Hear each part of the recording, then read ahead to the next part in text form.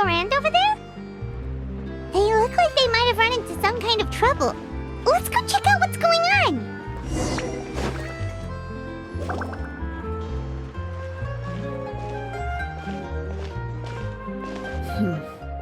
Still no dice?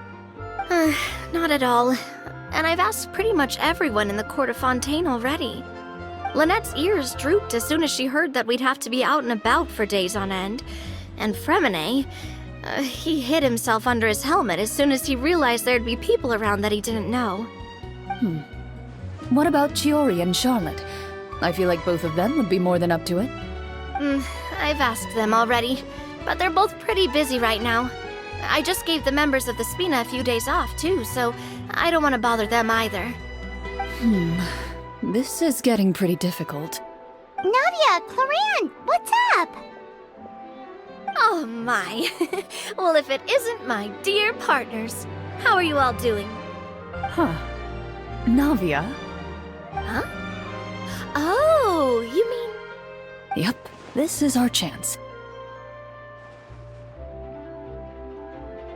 Do you need our help with something? Oh, precisely. My dear partners, we've got a huge problem right now that only you can solve. Whoa, for real? Absolutely. We've already exhausted all our other options. Traveler, Paimon, would you join us and play Marechaussee Hunter Judgment Day? Marechaussee what now? It's a new game script by the Tabletop Troupe, a local roleplay adventure club. Ever heard of the Tabletop Troupe? They put out games that allow you to participate in a story and roleplay characters with your friends. Oh, I've loved their stuff ever since I was a kid. That sounds super interesting. Clorand and I are both veteran members of the club. Recently, someone came up with a new script and was looking for people to help playtest it for them. And when they asked, of course I couldn't refuse. I mean, come on! A brand new script? Nobody has ever played it before. Generally speaking, scripts at that level of development have a lot of issues, but I think this one is pretty solid. The author obviously put a lot of work into the story, and the world building is also quite credible. Whoa.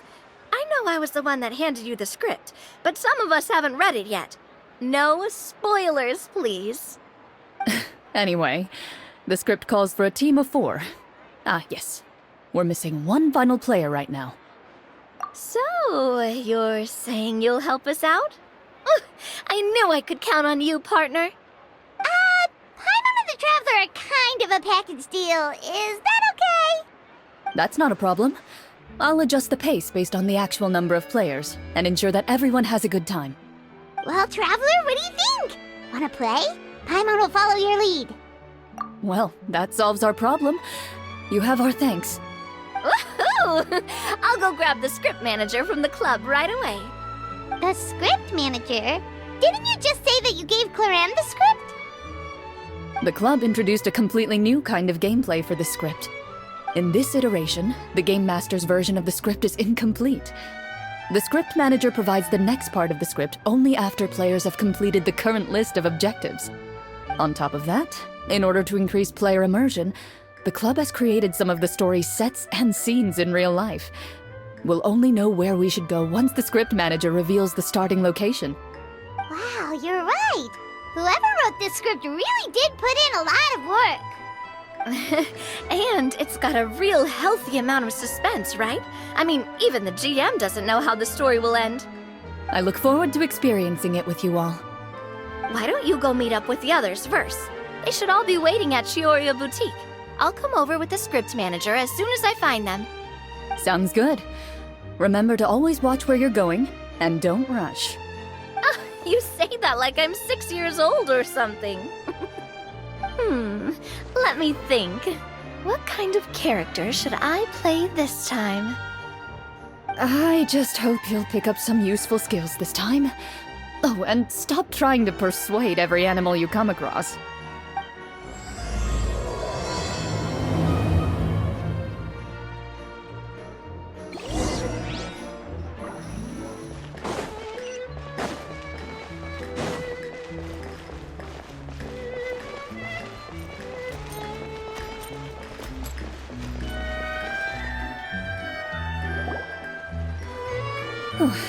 Sorry to keep you waiting.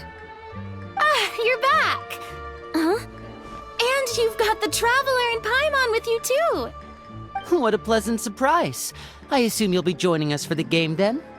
Linny, Farina! Paimon didn't know you were playing too. Are you also members of the tabletop troupe? I'm more of a casual member, if anything. I haven't taken part in many formal club activities. Lynette Fremine and I play something similar at the Hotel Bouffe Tété sometimes, but I'm usually the GM. Still, I'm sure it'll be fun being a player for the first time. I'm looking forward to it. Well, I'm not a member of the club at all. Claran simply woke me up first thing this morning, said there was a good script worth experiencing, and asked if I wanted in. If you're interested, I can give you a referral. That should give you a 40% discount on membership fees. I think I'll wait to see how this experience plays out first, especially when it comes to the quality of the script. If it's sufficiently fun, then I'll join. Do you participate in a lot of tabletop troupe activities, Clarine? You could say that. She's actually one of the few senior game masters of the troupe. Right. I knew about that even when she was still my subordinate. It's nothing. Really, just a small hobby of mine. Wow.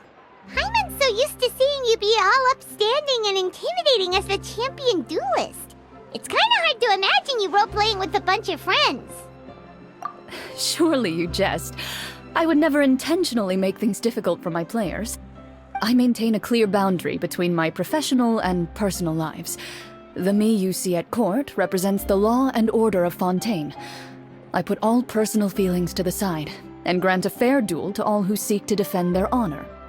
But in my personal life, I'm just an ordinary person. Someone who feels anger and sadness, just like everyone else.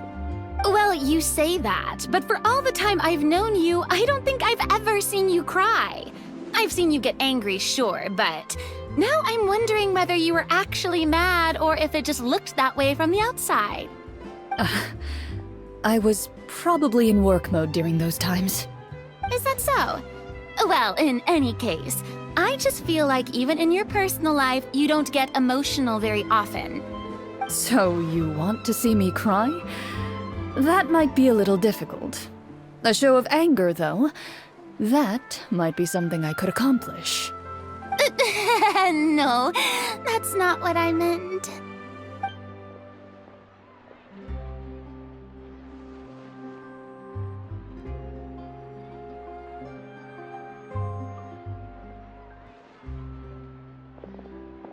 I'm back!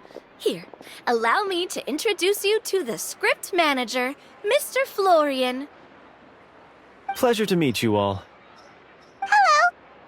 Wait, are you a champion duelist too, Mr. Florian? Oh, no. This is just the costume provided by the club. I occasionally play a few of the roles in my scripts. That sounds like a lot of work. It's nothing. It's the least we can do to give the players a more immersive experience. Anyway, allow me to give you a brief introduction of the script. This script was adapted from the real history of the Marechaussee Hunters. You all will play the role of hunters from a bygone era and resolve a series of events unfolding in the capital. Paimon's not super familiar with the history of the Marechaussee Hunters. Is that a problem? Oh, no problem at all. I can give you a brief rundown. So, basically, Marechaussee Hunters were people who dedicated themselves to hunting monsters and protecting the city by using a special swordsmanship technique passed down over generations. Their story can be traced back to the ancient Rapperia dynasty, as well as the first hunter, Cassiodor. But I'll leave the finer details for you to seek out and discover later. And I'll provide additional commentary as the story progresses. In that case, brave hunters, are you ready to set out on an unknown adventure? Whoa, just one sentence and it's like we're in the story already! Aha, I see many a determined gaze before me. Very well, head over to this location and begin your heroic journey. So, as we follow the story, it leads us to specific scenes? Ooh, sounds pretty innovative. What does the message in the envelope say? It's the exact location of the scene, as well as the formal permission to use the venue. Huh, seems like they have everything prepared. Please check all your belongings, everyone, and make sure you haven't forgotten anything. Once you're ready, please follow me to the designated location. Sounds good. Hunter Squad, move out!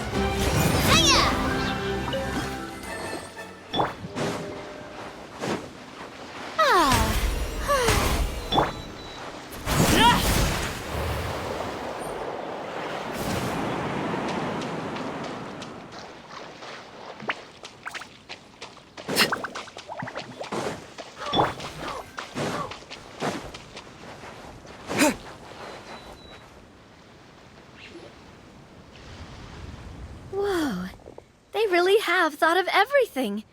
Even the Phantometer is here and ready to go for us. The Phantometer? What's that? It's a card that's used to determine action success or failure. We'll need to use it when we try to use certain skills. And what about all the dessert and tea? Is that for us as well? That's what the message said. Oh, really? That's so nice. It feels just like a tea party with friends. Those snacks have Paimon's name written all over them! I think you might be more of a snack hunter than a Marashose hunter, Paimon. Snack Hunter Paimon reported for duty! If there are delicious snacks to be found, Paimon will track down every last one! The desserts are great, but I'm still looking forward to the story more than anything. Very fair. Then, let us begin. First, please pick up the blank character cards in front of you, and write down your name and profession. You can find an abbreviated version of the rules printed on the back of your character card. If you have any questions, feel free to ask me. In this story, everyone is a Marashose hunter. To reflect this, the club has prepared a small badge for everyone. Ooh, nice! As hunters, you have proficiency in swordsmanship and fighting by default, so there's no need to allocate any additional skill points to those areas. Swordsmanship? So there's a fighting part to all of this? Paimon's not sure she can do all that on her own. Maybe Paimon can just stick with you? Why don't you share a character card then? The Traveler will be the Marashose hunter, and you can be his little floating assistant. Kinda like in real life. So, for the name, do I fill it out with the name of my character? Yep. It can be any name you like. You can use your real name too if you want. I do that whenever I get too lazy to think of a new name. Oh, so it would be like experiencing a different life, but still as yourself. That's not a bad idea. In that case, I think I'll continue to use the name Linny then. Next up is the skill sheet. You have a limited amount of skill points that you can use to learn a number of skills. The more points you invest in a particular skill, the easier it will be to pass associated checks. I'll take persuasion and investigation. Those are must-haves when it comes to missions like these. Oh, those skills sound like they'd be useful for gathering intelligence! Good idea, Navia! Just as expected of a veteran player.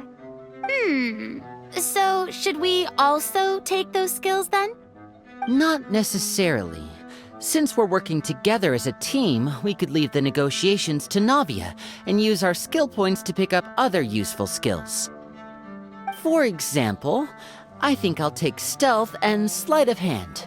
That will give us more options if we run into any situations we can't negotiate our way out of. Oh, interesting. I wasn't thinking about it like that. I suppose it's not so different from an acting troupe. Everyone has their own role to play. Let me see. I'll take art and performance. I'm not quite sure what use they'll be, but I'm not as knowledgeable about the other skills, and I am not too confident I'd be able to roleplay them well. Well, that leaves us. What do you want to learn, Traveler? Oh, something that'll help you get a read on other people's thoughts. Sounds useful. Ooh, so you want to help people when they're injured. That's nice of you. So what do you think? Are you sure you want to learn these 2 skills? Let's see. Oh, looks like you each have enough points to choose one final skill. You've all picked such classic skills. It's fine to go a little bit out of the box, you know. Why do I get the feeling she's getting ready to cause trouble? For example, this one here. Summon. Doesn't it sound super mysterious and cool? Oh, I saw that one just now as well. The description says, this skill can be used under certain circumstances to summon characters or creatures that fit the script's world-building rules. The script's world-building rules, huh? But how are we supposed to know what a Marashose hunter can summon? Oh, that's not for us to worry about, my friend. Just learn the skills that interest you, and the GM will take care of the rest. All right, you've convinced Paimon. Let's learn summon, then. Paimon can't wait to see what kind of thing shows up. Well, now that everyone's more or less finished creating their characters, we can begin. Since 2 of our players are doing this for the first time, though, let me ask. Would you like to play on easy mode or authentic mode? What's the difference between the 2? Well, in role-playing games, the story sometimes changes based on the decisions of the players and the results of the Fatometer. For example, if you fail a check, that means you cannot use the target skill in that scenario. A critical failure may even result in further negative consequences. If you choose to play in authentic mode, every time you elect to use a skill, you'll need to use the Fatometer to see whether you succeed or fail, and face any consequences that may follow. If you choose easy mode instead, every check will be successful by default, and you won't have to worry about luck playing a factor.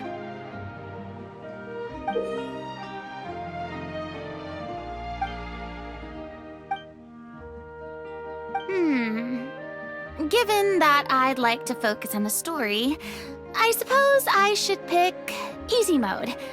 I'd feel bad if I brought the team down by failing my checks. Huh? Oh, come on. Don't worry about that. RNG is the lifeblood of role-playing games. I'm going with authentic mode for sure. Never knowing what you might have to overcome. Ugh, doesn't that sound exciting?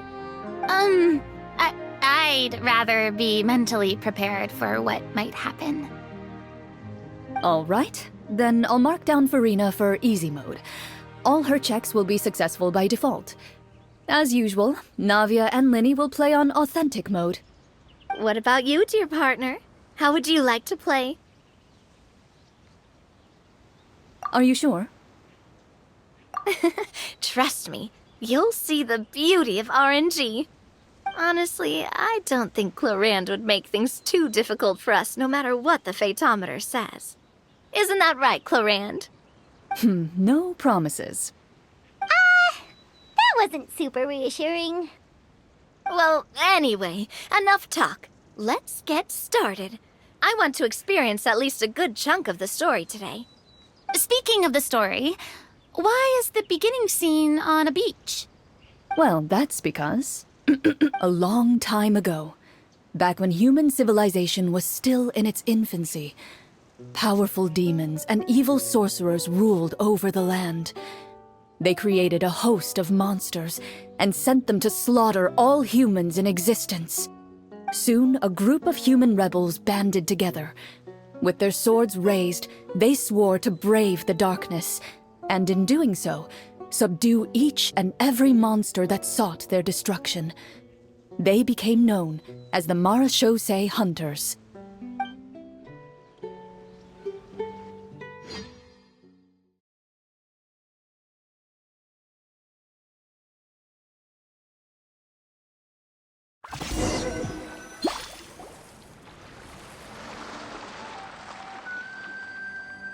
Sometime later, as a member of the Marachose Hunters, you receive a commission.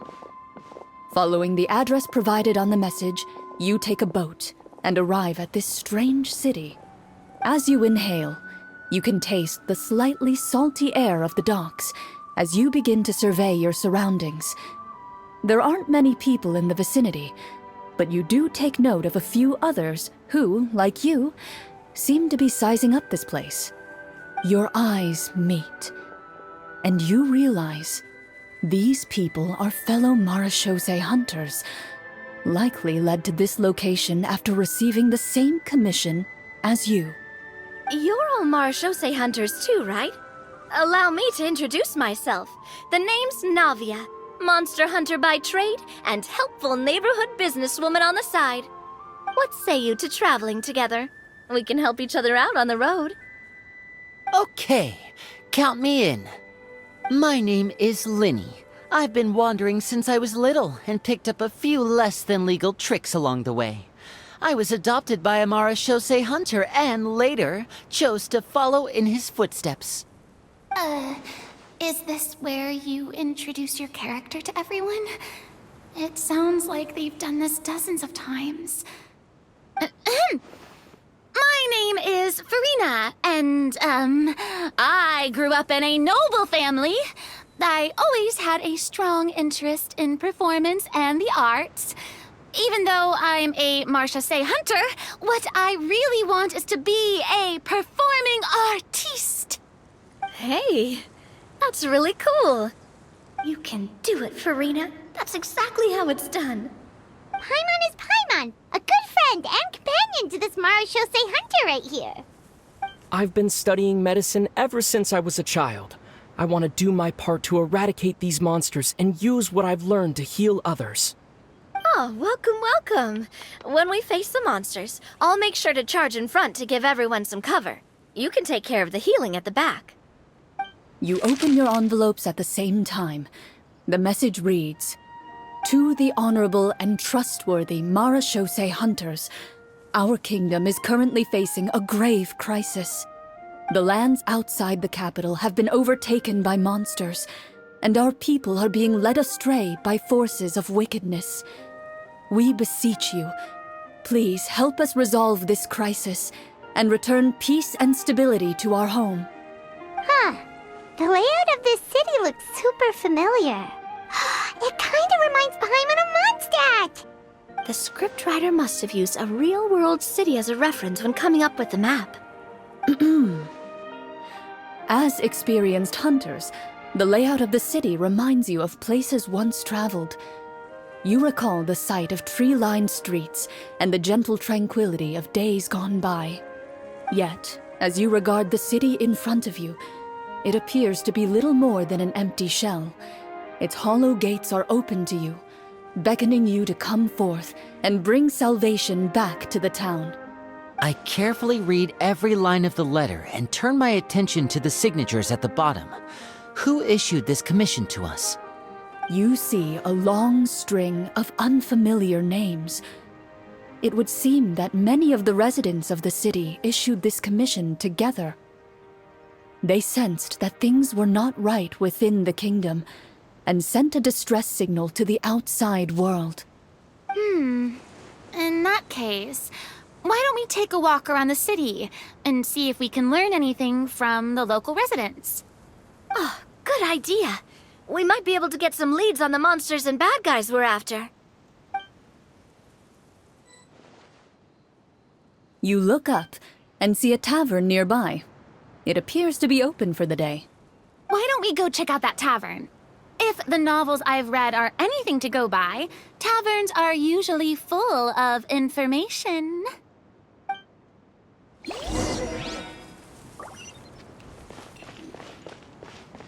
As you approach the tavern, you find a plainly dressed woman standing nearby.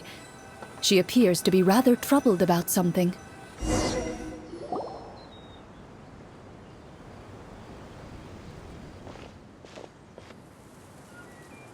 Greetings, friend. Lovely weather we're having today, don't you think? Oh, hello. I suppose you're right. The weather today is quite lovely. If only those monsters out there would stop causing trouble. It seems like every character included in the script has a certain amount of useful information to offer.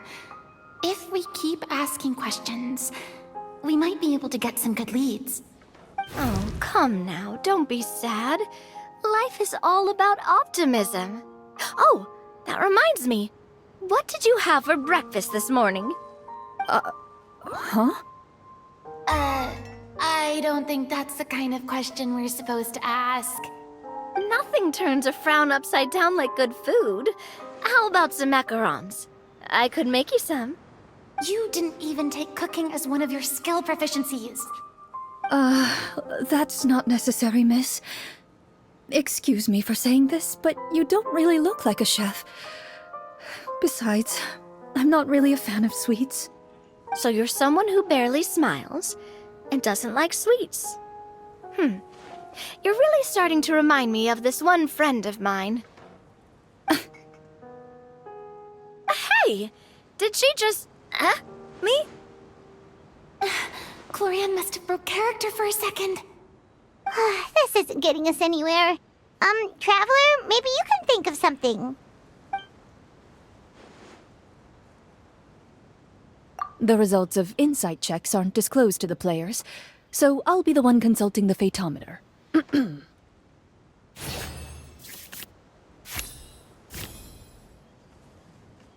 You recall all the lessons you've learned in your time and begin to carefully observe the woman's mannerisms. You notice that when she's quiet, she has an empty look in her eyes, as if her thoughts have drifted to a place far, far away. And when she speaks, she often subconsciously reaches out to touch the ring on her left hand. So you noticed. That's a little embarrassing. A horde of monsters suddenly appeared near the capital recently, so all the guards were dispatched to fight them. Do you remember when those monsters appeared? I'm not completely sure. All I know is that my husband was dispatched to fight them 3 days ago. Do you know where he was sent? It all happened so fast. When we said our goodbyes, he couldn't even tell me where they were sending him. You have our thanks, friend. We'll find and defeat those monsters as soon as possible. We sincerely hope your husband will be able to return to your side soon. Oh, thank you. Don't worry. We'll find him. Just try to remain optimistic and wait for good news. We don't always get to choose what happens to us. But we do get to choose the little things, like what we eat and how we respond to the things life throws our way. I hope that one day, you too will recognize the power of something as small and inconsequential as a delicious dessert. I'll do my best. You bid farewell to the woman, and continue your journey further into the city.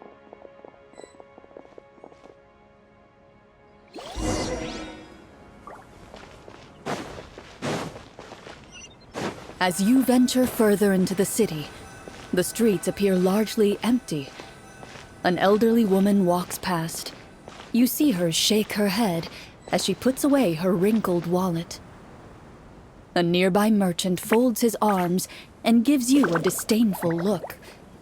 You get the impression that he's someone who has long gotten used to the sight before him.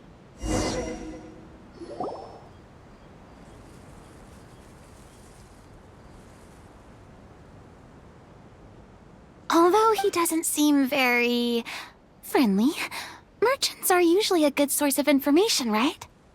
Pardon me, sir. I'd like to ask a question if I may. That depends. How much are you willing to pay? How about this much? What do you take me for? Some lowly beggar? You can't even buy half an onion with that amount. Surely an onion can't be that expensive, right? What do you know? War is nearly upon us. Everything costs several times what it did before. If you're not gonna buy anything, then scram. Whoa, what a nasty guy. Maybe we shouldn't even bother talking to him. But he still might have information we need. Traveler, can you think of something?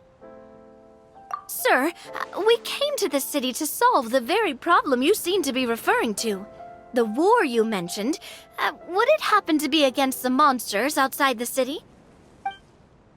If you happen to be well informed and know a thing or two about what's going on, we'd appreciate it if you could share that information with us. After all, the sooner this problem gets resolved, the easier it will be for you to do your business.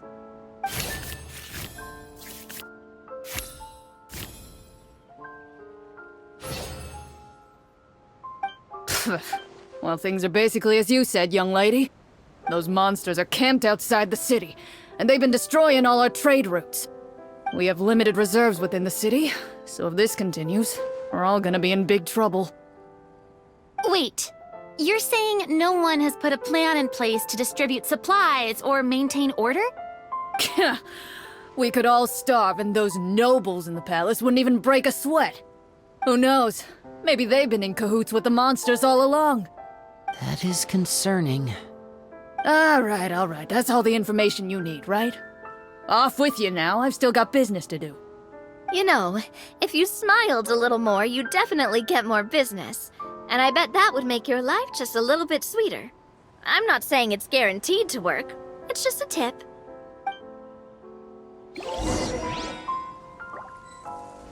Should we try to go somewhere with more people? Oh, how about the city square? Follow me.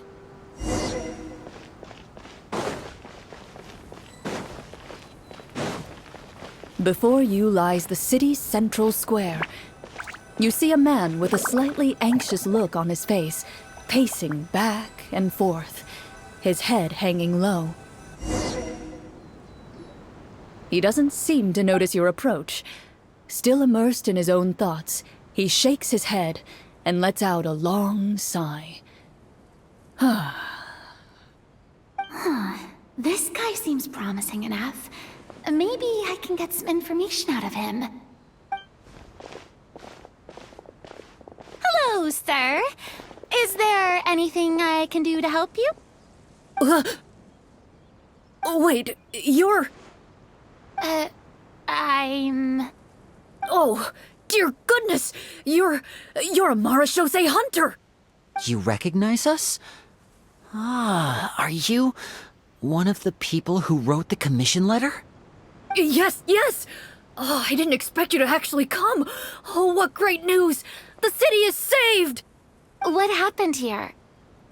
Alas, we once lived comfortable, carefree lives. This city used to be free of monsters.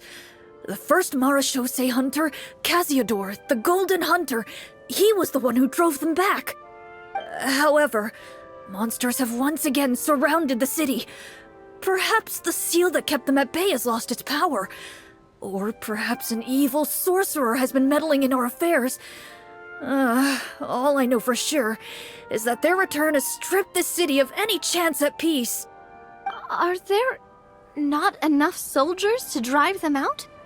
It's not a question of numbers. The guards simply have no idea how to deal with them. Most people my age have never even seen one of the monsters, much less been trained to fight against them. What's worse, many of us don't even know the history of the Marashose hunters anymore. When I was a child, though, my grandfather would tell me stories about how the Marashose hunters drove back the monsters. So, on the off chance that something might come of it, I decided to reach out to you. To be perfectly honest, I was starting to think all those stories were just tall tales. But now that I've seen you in person, I finally know that it was true. Well, you can rest easy, friend. The righteous and formidable Marechaussee hunters are on the case. The man is touched by your determination and resolve. His eyes begin to well with tears of relief. Still, if we are going to hunt the monsters, we need to know where to find them. Can you give us any leads? All I know is that the area outside the city is dangerous. I'm afraid I can't point you toward a specific location. Oh, although, if you leave the capital through the main gate and follow the road, you should run into a group of guards. They might know more about where to find the monsters. I see. We'll go look for them then. All right, be careful. Oh, and one last thing. The monsters outside the city are just part of the problem. There are evil sorcerers inside the city as well, so be on your guard. They're actively working with the monsters, and have corrupted the court ministers with malicious magic. They're the reason why, even inside the city, everything has been a giant mess. Even one of our kindest ministers has turned into a boorish and unreasonable figure, interested in nothing but enacting laws that exploit the people. Who knows how much longer we'll be able to go on like this. Talk about being stuck between a rock and a hard place. I feel bad for him. Maybe we should try to cheer him up? Huh? Like, now? Is this really the right time? I appreciate your kindness, but for now, it's more important to focus on the crisis at hand. Brave hunters, I leave the future of this kingdom to you.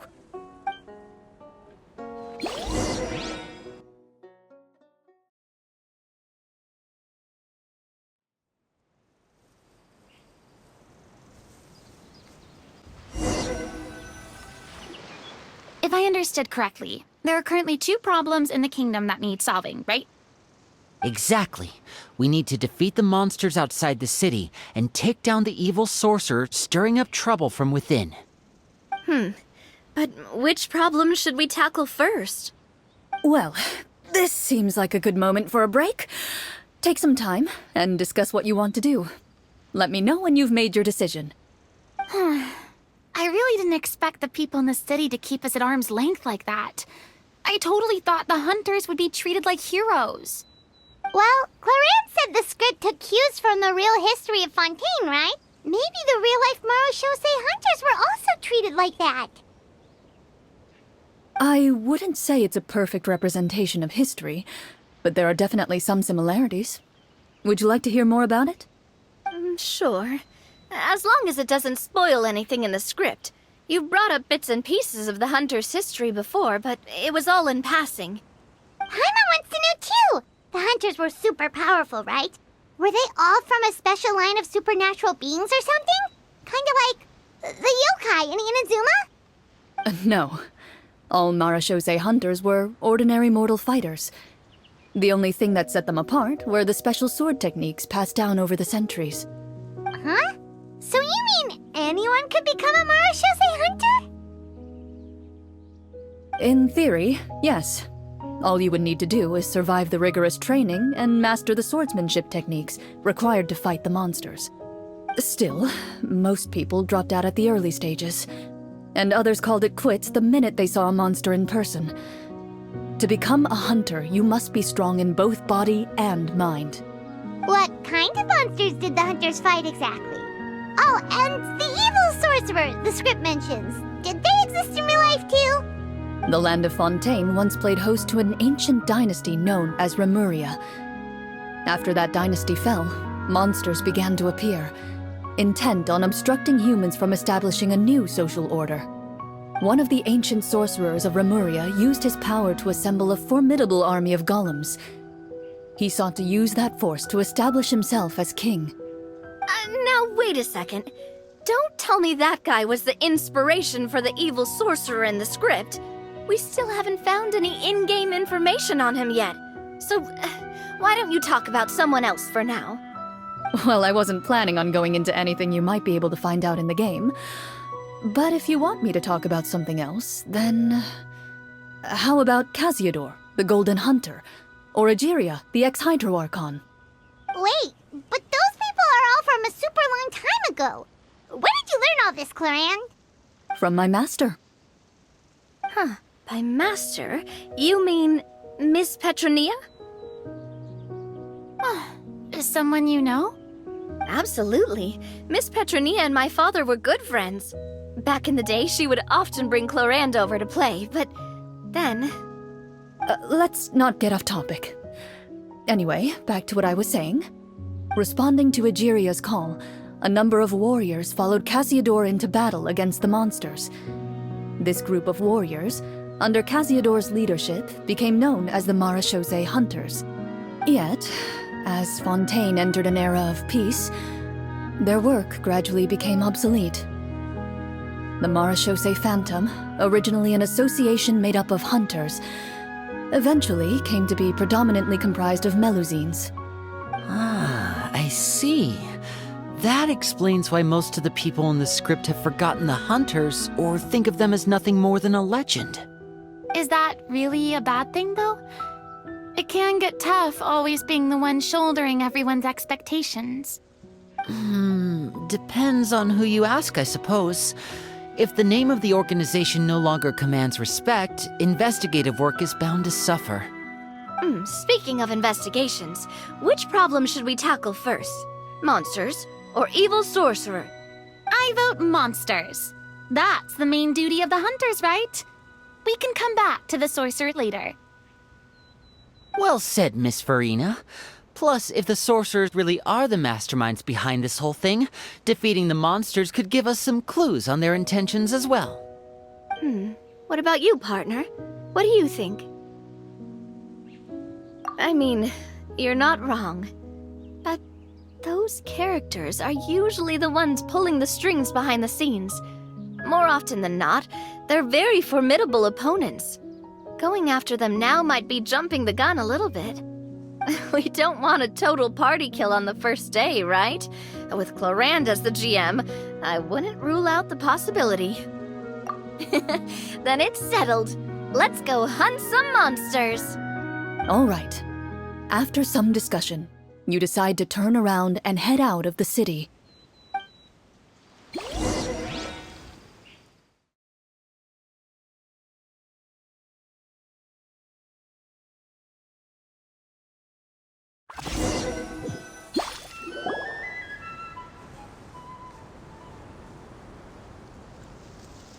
Let's take a look around, like that guy said. You there! Outsiders, halt! Who's there? An armored man approaches you. He has a tall, muscular build and a determined expression in his eyes.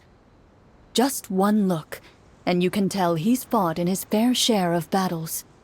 Although he's trying his best to conceal his current state, his uneven gait and the sweat dripping down his forehead make it obvious that he's been wounded and is in serious pain. I'm the captain of the guard. I saw you sneaking around the city earlier, so I'll only ask this once. State your purpose, or it's off to the dungeons for the lot of you. Wow, it's been a while since someone's been this suspicious of us. I said talk, not whisper between yourselves. Have you ever heard of the Marechaussee Hunters? Marechaussee Hunters? Ha! That fairy tale, you mean? What, do you expect me to believe you're one of them?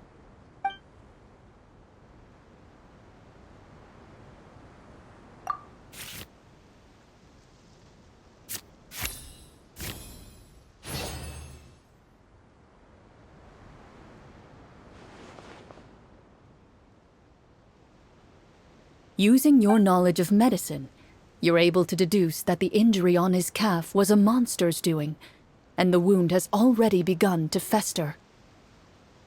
As you check him over, he looks at you with suspicion and retracts his injured leg further back. I'm a doctor by trade. Please, let me redress your wound. You don't have to suffer like this. The man appears somewhat disgruntled at having been exposed, but soon relents and raises his leg for you to take a better look. He allows you to apply a poultice of specialized medicine to the wound, and it appears to bring him much relief. The tension in his brow eases. All right. Guess you lot might actually be real Marachose hunters after all. In any case, you've successfully treated my wound. So, what do you want to know? Do you know where we can find the monsters, or the other guards who are fighting them? He informs you of the various locations where monsters have appeared. He looks in that general direction with a pained gaze, as if a thin, invisible thread is pulling on his wound. Some of our new recruits have never even dealt with a petty thief, and now they're out there fighting monsters. If it weren't for this cursed leg. Oh, please, sir. Don't get too worked up. You need to focus on your recovery. Just leave the monsters to us. We're Marachose hunters after all. Hearing you say that, a glimmer of hope flashes in his eyes. But it disappears almost as quickly as it came. Those monsters aren't easy to deal with. But if you insist on going, I won't stop you either. I just hope all the guards will be able to come back to their families alive. I wish you the best of luck.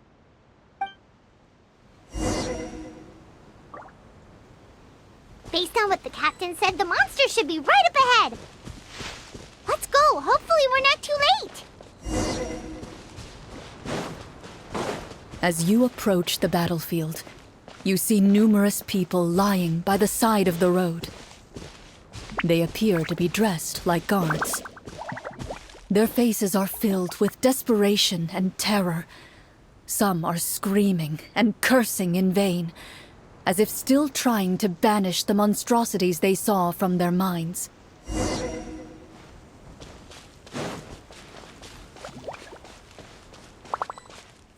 A few of the wounded look up at you in shock and disbelief. Quick, leave this place. Turn around and don't look back, they yell.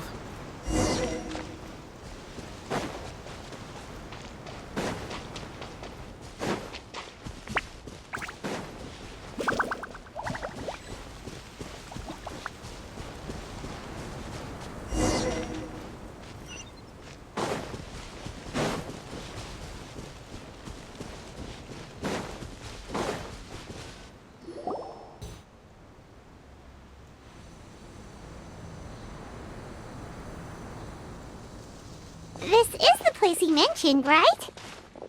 You see broken iron swords scattered all around you, and downed trees riddled with terrifying claw marks. All the signs point to one thing. A truly devastating battle just took place here. Be on your guard, everyone. The monsters might still be around. Before you can finish your sentence, you hear rustling sounds from the surrounding bushes. The monsters have emerged. They close in on you without fear. You get the impression that, in their bloodthirsty eyes, you're just another meal for them to devour. A little help here! This thing wants to eat Paimon! Your battle round begins now.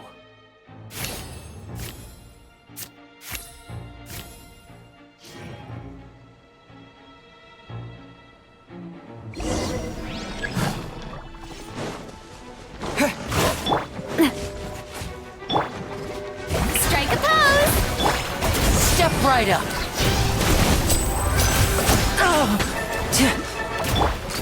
Hey there! Watch out! The next battle round begins now. Let the world collide! Let's get this show on the road. And voila! The monsters let out a terrifying roar of anger and resentment before dissipating into thin air. Oh, thank goodness it's over. We're lucky the Marachose Hunter class came with all those preset skill points. Otherwise, we would have been in some real trouble. I never knew the Phantometer even determines the amount of damage you inflict. If you get unlucky, isn't it just game over right then and there? That's part of the fun. The uncertainty of fate is what gives these games their appeal. Just as you begin to celebrate your victory, a suspicious lump on the ground catches your attention. A suspicious lump. Wait, could it be The thing that appears after every battle? I walk up to it, crouch down, and begin to carefully examine it. I've still got my right glove on, so it should be fine for me to touch it, right? As you investigate the mound, you discover that the exposed portion appears to be made of wood. It was previously obscured by the large form of the monsters. With the monsters gone, the small protrusion now awaits your discovery, poking out of the ground like a shy flower bud. Whoa, it's a treasure chest!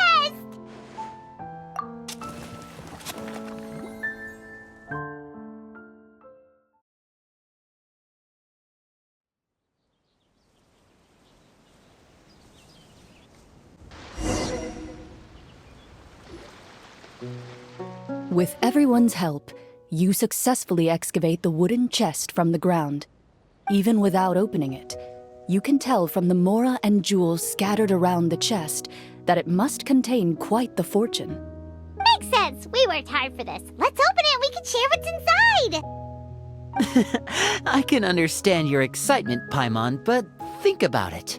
Doesn't it seem like there are people out there who need this treasure more than us? Yeah.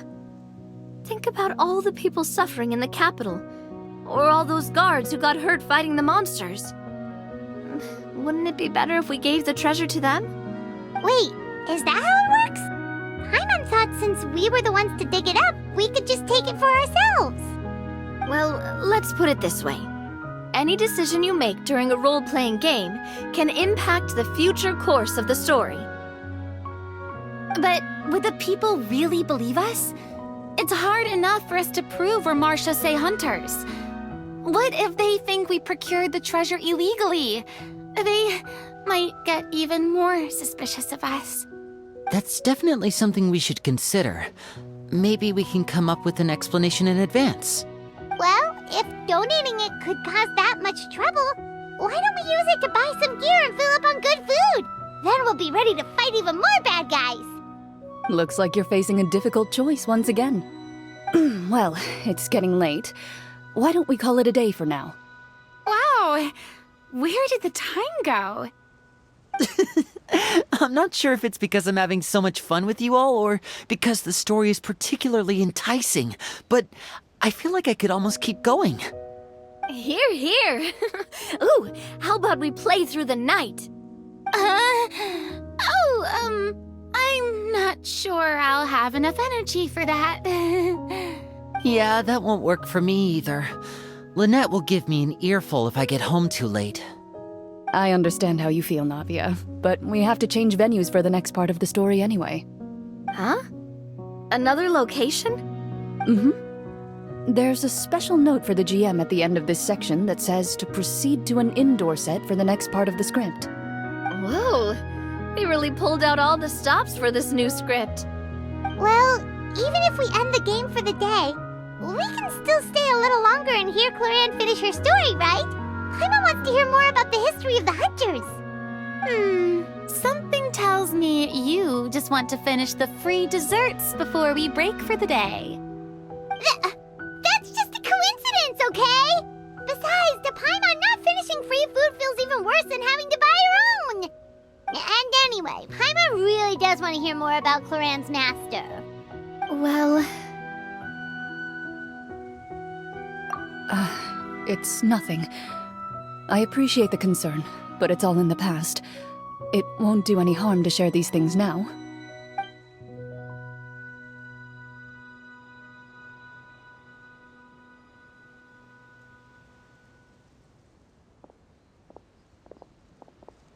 My earliest memories are of living with Master. According to her, she saved me from certain people of ill repute. My birth parents had left me behind some time before that. What a heavy beginning for a life story. Master was a fascinating individual, if inexperienced in the ways of raising children. My first ever toy was a short sword. Although I suppose it wasn't so much a toy as something Master removed from her waist and handed to a noisy child in need of distraction. Oh wait, so she handed an actual sword to a child? Isn't that dangerous? Did you hurt yourself? Of course I did. I cut my palm and bled quite a lot. But Master was not concerned. She just stood there and casually lectured me about it. "See, that's what you get for not holding the sword properly," she told me. She then crouched down next to me and said, "Give me your hand. I'll teach you to bandage this wound. After that, it's time to learn how to truly hold a blade." Excuse me for asking this, Clorand, but how old were you exactly when all this happened? Probably around, 3, give or take. 3? Isn't that when most kids are still struggling to hold a fork? As I said, Master was rather inexperienced in the ways of raising children. She believed trial and error was the best way to teach a child what they're capable of. I'm not so sure this is a question of experience. I didn't see anything wrong with her ways at the time. And anyway, children don't get to choose how they're raised. Oh, she did bring me back a pet from Liyue once. It was a Geovishap hatchling. A Geovishap hatchling? For a pet? That seems even more dangerous. What she said was this: "Make sure to get along, you two. If you really can't agree on something, just settle it with a fight. Whoever loses is the real pet." And how old were you when this happened? 5. Well, did you win? No, I lost. So you're saying you actually became the Geovishap's pet? Yes, but only for a week. By the end of that week, I defeated it in combat, and we've shared a cordial relationship ever since. That really doesn't sound like the kind of childhood someone should have.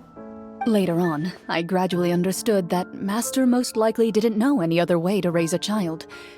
She was a Marachose hunter, but I never heard her bring up her own parents. Thanks to her, I learned how to navigate the forest by the age of 6, and could hunt monsters in the wild by myself the year after that. Even though the training she subjected me to was strict, she always made sure to take me traveling when she had the time. We met many of her friends during those days. That was also how I met Mr. Callis and his family. I still remember the first time we met. You were too scared to join our picnic and hid behind Ms. Petronia the whole time. I still hadn't really met many children my age at that time, so I didn't know how to interact with others. After that, though, you started coming over a lot. You loved challenging people to shooting competitions, remember? I don't think many members of the Spina ever beat you in one of those. I had a lot of fun during those days. I enjoyed them too. Oh, do you remember that one time we went exploring around the Spina together? We overheard Papa call your master Fontaine's Protector of Justice. We tried to pretend like we never heard anything, but you nearly let it slip that one time. Protector of Justice? Oh, wait, you mean that vigilante hero from 20 years ago? The one who is always active at night? Yep, that would be her. She often would put on a black cloak and go out at night. I never knew where she went or what she was doing. Until, like Navia said, we overheard the truth from Mr. Callis that night. 20 years ago, huh? I still remember the guards leaving all kinds of witness reports about her on Nervalette's desk. My apologies. Oh, there's no need to apologize. You had nothing to do with it. And anyway, everything she did was for a good cause. Although, calling herself the Protector of Order was a bit much. Especially when she deliberately operated outside the law. Huh? When did the Protector of Justice become the Protector of Order? Oh, she had a bunch of code names. I heard she would just come up with a name on the spot whenever she was asked. Later on, she probably got sick of answering those questions and decided to stick to just 2. The Protector of Justice and the Protector of Order. That sounds like her, all right. I bet she forgot which of the 2 she'd use by the time she got back each night. Well, she certainly sounds like a fascinating individual. With her strong sense of justice, it's no surprise her student followed in her footsteps. It's true. I always wanted to become like her. Someone powerful, independent, and with a strong sense of conviction. But...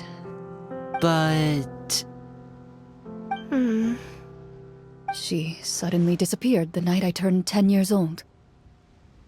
Disappeared? What happened? I have no idea. She didn't even leave a note. I was never able to find out where she went. That night, I was celebrating my birthday at Navia's house. But Master never came to pick me up. When I returned home on my own, it was to an empty house. When she still didn't appear after a few days, I went to Mr. Callis's house to ask about her whereabouts. But he only shook his head. Papa probably didn't know either. I know he sent a few people to investigate the matter in secret, but they never found any credible leads. Don't worry, I understand. To be perfectly honest, given Master's personality and way of doing things, it all made a lot of sense. If I had to guess, I'd say she probably used it as an opportunity to force me to become independent. Just like how, when a litter of kittens reaches a certain age, the mother willingly leaves them behind. Were you upset, Clorinde? I was at first, but not anymore. I don't believe Master would suddenly disappear for no reason. There must have been something she just had to do. Well, despite everything, you still managed to follow in her footsteps and become the greatest champion duelist in all of Fontaine. You're practically a living symbol of law and justice. I suspect my position would be far too by the books for her. Master always did whatever she pleased. But you're right. I suppose I do take after her in some ways. Who knew Clorinde had such an interesting past? I never had the chance to ask her about it before. I wonder...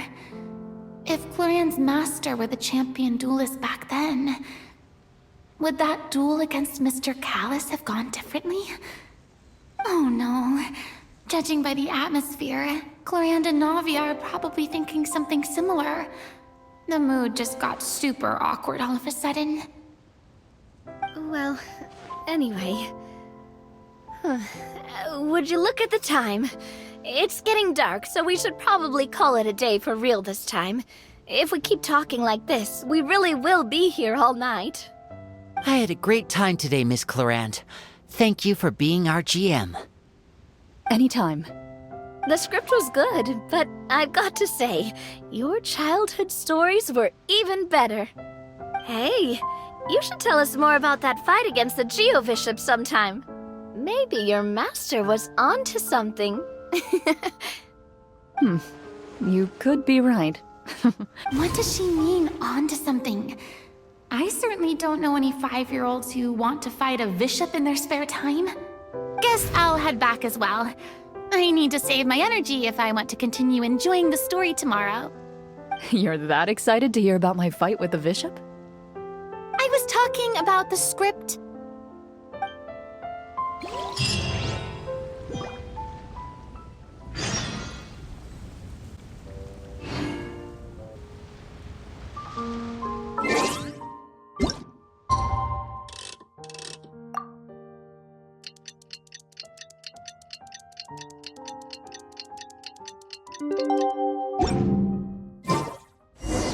Let's go meet up with the group! Paimon's really looking forward to today's story.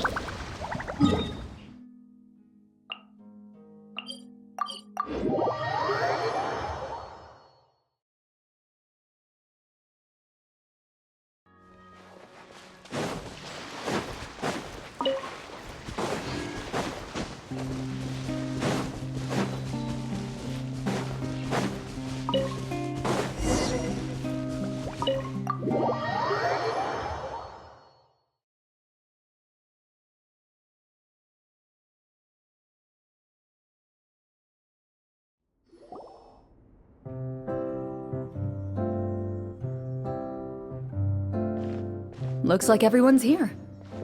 Now, before we begin, why don't we finish where we left off yesterday? There was an important decision to be made, yes? I'll pour everyone a cup of tea. Is that really the most important part, though, Clorand? Paimon's more concerned about our current surroundings. Heavy walls, cold railings, dim lights. This is obviously supposed to be a prison. I admire the work put into the set. Still, it's obvious the scriptwriter has never paid a visit to the fortress of Rapperia. So the set is going to be a part of the script? Unfortunately, that is something I can neither confirm nor deny. Anyone think Clorand's smile is starting to look kinda scary? Well, whatever happens, we'll just have to push on. But first, we should really figure out what to do with this treasure. If we're worried about arousing suspicion because of our identity, why don't we give ourselves a different name, just like Clorand's master did? Yeah, it might be better to keep a low profile. As long as we're helping people, it doesn't matter who we are or what we're called. Staring at me won't get you anywhere. Or did you want some more tea? Oh, Paimon's good. Thanks. Why aren't you saying anything, Navia? Wait, what's that next to you? Oh, this is the short sword Clorand mentioned last night. I found it. Huh. I'm surprised you managed to track it down after all this time. Well, I made sure to take good care of it, considering the circumstances in which you gave it to me. Of course I had to keep it safe. Anyway, where were we? Oh, right. I was just thinking about all the potential ways for us to break out of prison. We could dig a tunnel, or try to bribe the guards. Wait, we haven't been thrown into prison yet, have we? Well, it's only a matter of time. It pays to be prepared. Just like how you should always have an umbrella on hand, even when it's sunny. Alright, Paimon's made up her mind. Let's just give the treasure away. Paimon may have wanted to keep it, but if it's going to land us in prison somehow, Paimon will be too upset to enjoy her snacks. So, you've reached an agreement? All right then, we can continue with the story. Oh, and we'll collect all the scattered pieces of treasure on the ground as well. All right. You collect the treasure and make your way back to the capital with your bag of loot in hand.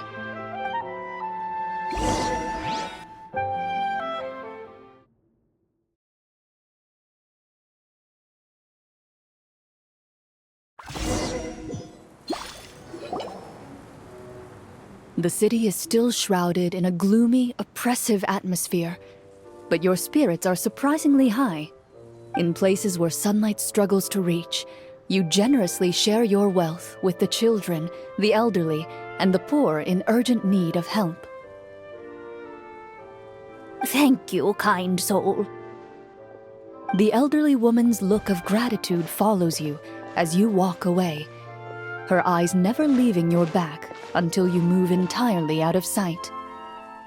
However, there's still quite a bit of Mora remaining. It appears you haven't made much progress.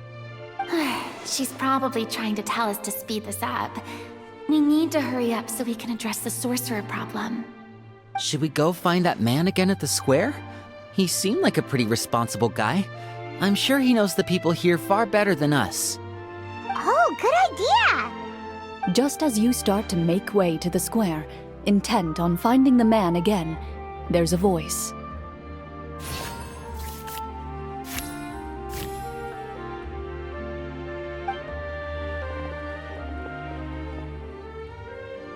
Please wait, distinguished guests. Several strange guards suddenly call out to you. They run forward to meet you and proceed to politely pay their respects. Greetings, gentlemen. Are we being invited for afternoon tea? Surely you jest, my lady. That would not be our place. It is His Excellency the King who requests to meet with you. Please come with us.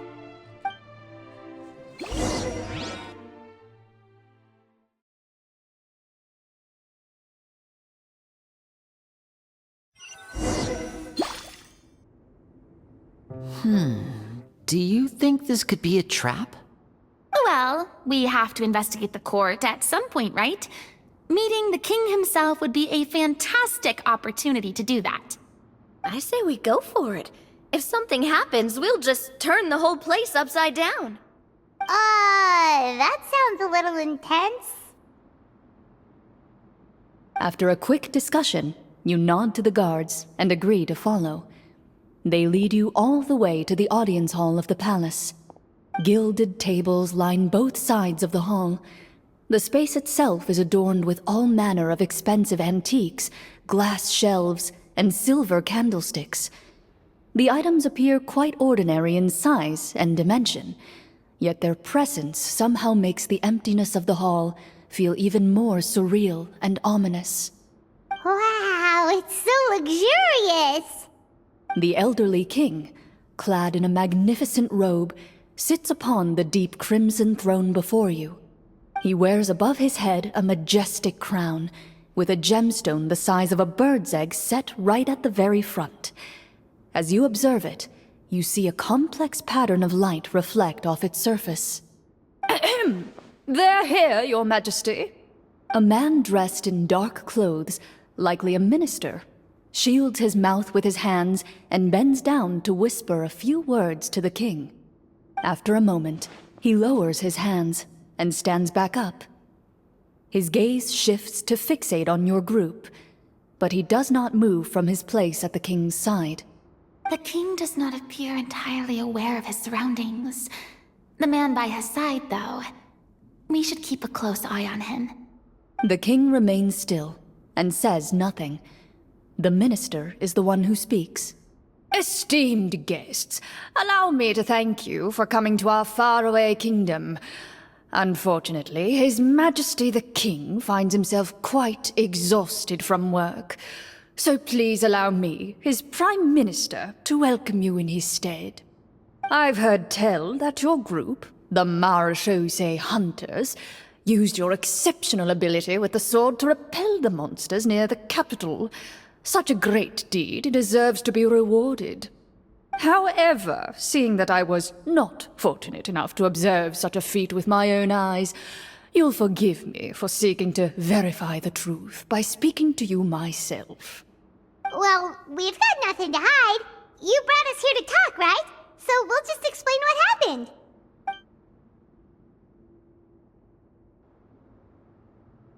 The golem's blades were so powerful, they could cut down trees in a single swipe!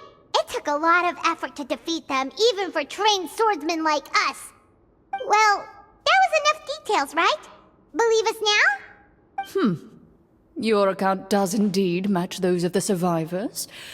Since you were the ones who defeated the monsters, that must mean you are also in possession of the treasure they stole? Well, we did take the treasure, but... How did he know about the treasure? Then I must ask that you return it at once. It belongs to the kingdom. Wait, but didn't you just say that our great deed deserved a reward? Shouldn't the treasure be considered a part of that? Yes, that was indeed what I said. But you seem to have forgotten a very important distinction. Only that which is freely given by the king can be considered a reward. Taking the rightful wealth of a kingdom without said permission, on the other hand, is a crime. But that's completely unreasonable! Yeah, that makes no sense! If it weren't for us, the treasure would still be buried underground somewhere! Maybe so, yet the fact remains. You tried to dispose of the treasure without reporting it to the court and without receiving permission, yes? What, no answer? Surely you're not insinuating that you, a group of legendary Marechaussee hunters, sought to take the treasure for yourselves? Well, what about the king? Is he just gonna let this guy talk for him the whole time? Clad in his magnificent robe, the king remains seated, with his hands resting on either side of the throne. His posture is rigid and unmoving. He stares forward with an empty look in his eyes, completely unmoved by the events before him. From the look of things, Could the Prime Minister be the evil sorcerer? Or could both the King and the Prime Minister have fallen under the evil sorcerer's control? I would like to observe the number of guards stationed in the hall. The guards in the palace appear fully armed, their expressions solemn. Sensing the tense atmosphere in the room, they stand at the ready, each with a hand placed upon the hilt of their sword, as if prepared to draw their weapons and surround you at a moment's notice. Well, there goes my plan to turn the whole place upside down, I guess. It appears we've been visited by nothing more than a group of ill-intentioned imposters. What a pity. Guards, take them away and throw them in the dungeons. Before I decide your fate, however, I must first determine whether you have any accomplices outside the court. Can't we try to slip away? Or maybe start some kind of riot? But if we try to fight the guards right now... Don't worry. At least we figured out who's behind all this. Let's just play it by ear. If you're scared, Paimon, just hold my hand. Aw, thanks, you guys. You allow yourself to be led away by guards surrounding you on both sides. It's only when you begin to feel drops of water falling from the dungeon ceiling and smell the stench of death and decay all around you that you finally realize you've stepped into a completely different world. Stay here, and don't try anything funny. The guards lock the cell door and leave without looking back. Wait, sir! Your voice echoes through the dark hall, but the only response you receive is the sound of water dripping from the ceiling. No! What should we do now? Carve out a new path of fate with our own two hands, of course. I draw my weapon. You reach toward your waist, but find nothing there. You now recall that your weapons were confiscated before the guards locked you in the cell. The bag of treasure along with them. What about that knife I hid in my boot? When did you hide it in there? When I was thinking about digging a tunnel. Rejected. You failed to inform the GM of this course of action. Moreover, the guards would have conducted a thorough search before throwing you in prison. And the keys to the cell aren't anywhere to be seen? Correct. You don't even feel a lock hole on the cell door. Oh, well, there goes all our plans. Indeed. Huh? Why are you the one saying indeed? Because that statement holds true for me as well. This is where the script ends. What? But that's a terrible ending! Generally speaking, this should be the point where the scriptwriter gives the players some kind of hint, or gives the GM some kind of code for how to move forward. I mean, maybe they just really wanted us to be immersed in the feeling of being in prison? Like, they'll only show us the way out once we've grown truly and utterly desperate? That is a possibility. If only there were desserts and tea in real prison. Oh, wait, guess that's kind of how the Fortress of Meripede works if you're lucky. Oh, before I forget, Navia, the short sword you had with you earlier. I took a closer look, and the craftsmanship doesn't appear to resemble anything from this era. If I remember correctly, that style was last in vogue several hundred years ago. Wait, Cloran said that sword used to belong to her master, right? Does that mean her master has been alive that long? I doubt it. The way she went about things often made her seem childish more than anything. I'd say the sword was most likely an heirloom passed down over time. Hang on. A precious heirloom passed down to you by your master. And you gave it to me just like that? You weren't worried I might lose it? Master left many things to me when she disappeared. There was the sword, an old key, and a good amount of junk she probably just didn't want to take with her. I gave you the sword back then, because I didn't want our friendship to end. Wait, when did this happen exactly? After the duel. Between Mr. Callis and myself. Before that, Clorand would have meals with us and even stay over at the Spina some days. She was on great terms with Papa as well. After the duel, though, there was a period of time where we simply didn't know how to face each other. She entrusted this sword to me, and never came back. We were both sad, and conflicted, and totally overthinking everything as a result. Whenever I looked at this sword, I couldn't help but wonder. If Miss Petronia had never introduced us to each other at that picnic, maybe part of the sadness I was feeling could have been avoided. Back then, it felt like I hadn't just lost a father, but a close friend as well. No one can change the past. The most important thing is that you two found your way back to each other and can enjoy things like this together. Yep, you're right. I'm sorry, you two. I didn't mean to bring up any sad memories. Think nothing of it. No one here is at fault.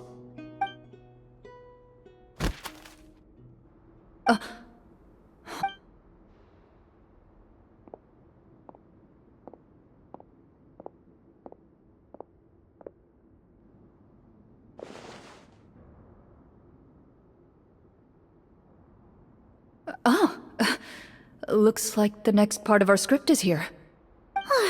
Perfect timing. The situation was really starting to get desperate. And not just because of the prison thing. From Claren's face, I really can't tell if it's good news or bad news. Water continues to drip from the ceiling.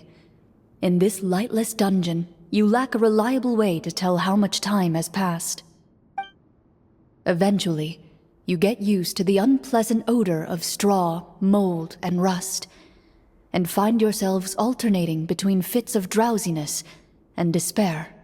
Suddenly, you hear footsteps outside the door. Heads up, everyone. Someone's coming. Gather close, everyone, and keep your voice down.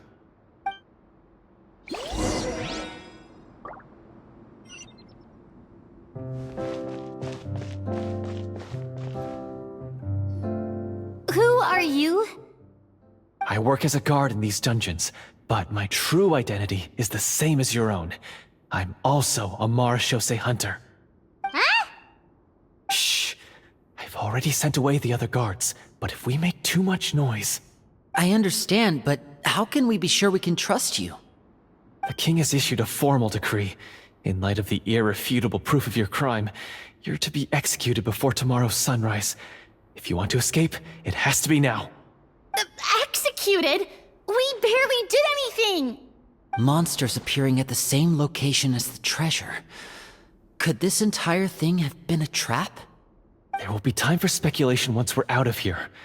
As for my identity, I have no way to prove that to you just yet. Infiltrating the capital was difficult, and finding a chance to speak with you has taken a lot out of me. I could go on, but I think we can all agree that now is not the time for details. Have you seen our weapons anywhere, sir? Don't worry, I brought them with me. They're just behind the door. Still, these weapons alone won't be enough to defeat the true enemy behind the scenes. His faction is too powerful. The guards are all under his control, and he's even stationed a number of golems in various rooms throughout the palace. To defeat him, you must find a secret vault. It is said that within that vault, the Marechaussee hunters of the past left behind a treasure with the power to defeat the sorcerer. You're not coming with us? No, I'll remain in the dungeons to deal with the guards. I'll try my best to distract them so they don't go after you. As long as my identity is not revealed, I'll be able to aid you when the final battle comes. In that case, please stay safe. Thank you for your concern. I will do my utmost. As for the location of the vault, here, this map should lead you there.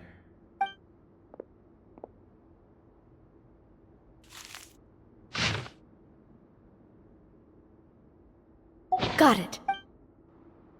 All right, once I open the door, remember to stick close and refrain from making any noise. I'll lead you out of here as quickly as possible. You now have the chance to restore the honor and legacy of the Marechaussee hunters. So please, get out there and reclaim what's ours. And be sure to exercise caution. With the help of the guard, you successfully escape the dungeons. Your sense of despair and anxiety both seem to fade as you continue your quest.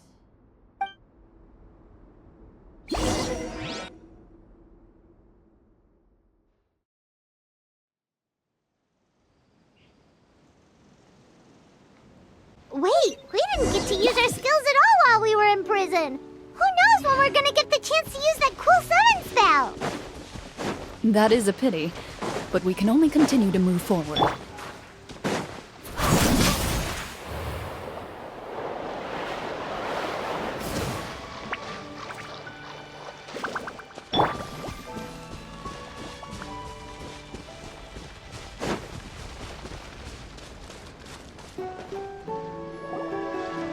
This should be the place marked on the map. This bit of rock certainly looks suspicious. Well, I'd say an investigation's in order then. Plus, if all else fails, we can just blow it up. Wow, you really meant that! Before you lies a serene stretch of open water, its surface shimmering a brilliant shade of sapphire blue. Well, guess this means it's time for a swim!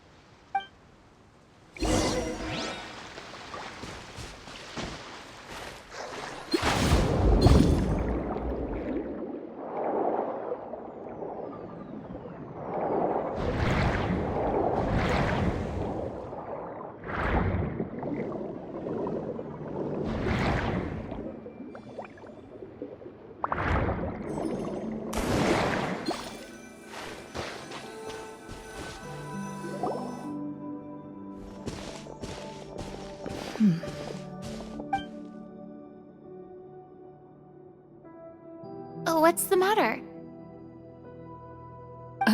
It's nothing.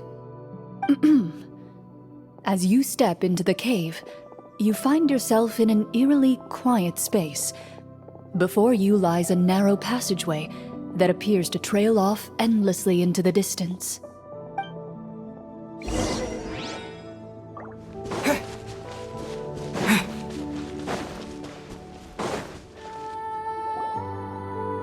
Wow, this must be where the treasure is hidden! But this door is blocking our way in. It almost looks like it's been here for quite some time. I've got to hand it to the tabletop troupe. They really went all out with the props. Huh. What have we got down here? A kind of mechanism connected to the door? Ah, it looks like we might have to arrange it into a certain pattern. A pattern on a stone door. That's something Master mentioned before. Is something wrong, Clarant? After a long, difficult journey, you finally arrive at the location indicated by your map. It appears to be an ancient site of some sort, where treasure likely awaits. Your surroundings are exceedingly quiet and serene, as if the secret that slumbers here has never once been disturbed. If you listen closely, you can almost convince yourself you can hear the sound of its calm, gentle breathing. That description makes Paimon feel kinda bad for disturbing this place. We're doing this for the sake of the people, to free them from the evil sorcerer. I say it's time for this treasure to once again see the light of day. Linny's right. We need to keep going. The future of the kingdom depends on it. The next part of the story requires us to solve the puzzle, right? Let's start exploring the area. Yes, that should be fine. Something feels off about all this. Guess I'll just have to improvise.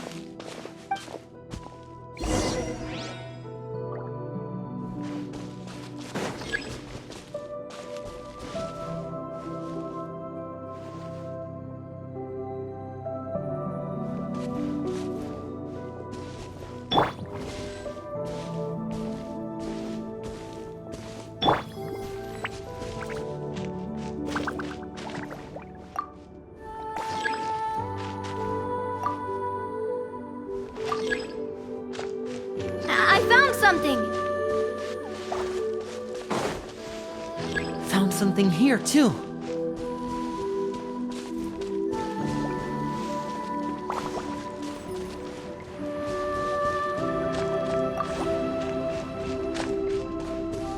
Same here.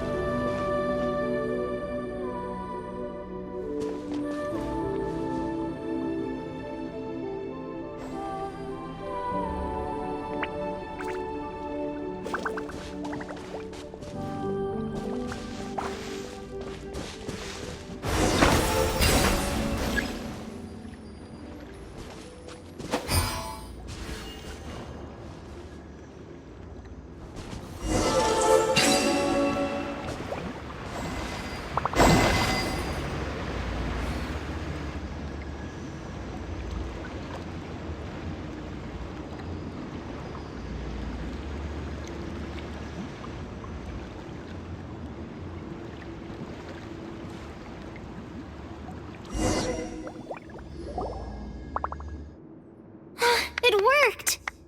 Something just appeared. Some kind of new mechanism, maybe? By solving the puzzles, you prove yourselves worthy of inheriting the secrets of the past. At the end of each puzzle, you're rewarded with With? a key. Oh, it must be the key to the big door. This is one of the Marechaussee Hunter keys that are passed down from generation to generation. It looks just like the one Master passed down to me. It is said that 4 keys in total are required to form the final, complete key. And it seems like we just collected 3 of them. That much. Huh? What's wrong? You hear a few strange noises. Suddenly, all the torches in the ruin go out at once. Huh? What's going on? Did we fall into another trap? For the sake of immersion, please close your eyes, everyone.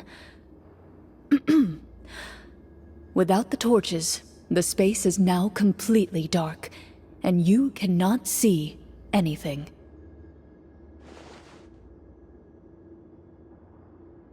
But Paimon can still see a little bit over here. Oh, right, sorry. Suddenly, you hear the sound of footsteps pierce through the darkness. There's someone else here?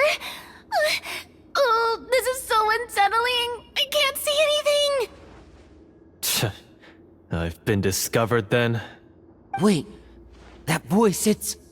You recognize the voice as belonging to the guard who led you to this place. It appears he now covets the treasure for himself, and has come to stake his claim. Oh, so this is just part of the script. Then I can probably relax. Well, if we can't see anything, that means we can't fight to the fullest of our abilities. Should we retreat for now?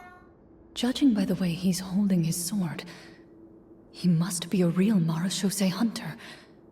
But this isn't part of the script. Retreat? That's not the hunter way. If it's dark for us, then it's dark for him. We choose to fight. Your choice is noted. Please keep your eyes closed until I tell you the torches have been relit. This battle will be in the dark. You got it. Well then, let us begin.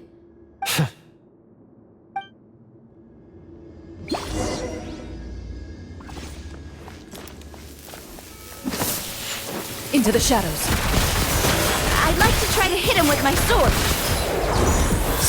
Your strike is successful. Is he still standing? Goodness, he's sure... Is it over? Can we open our eyes now? The enemy is strong and relentless, but the battle is nearing its end. The torches have not been relit. What about now? Final strike. Ha!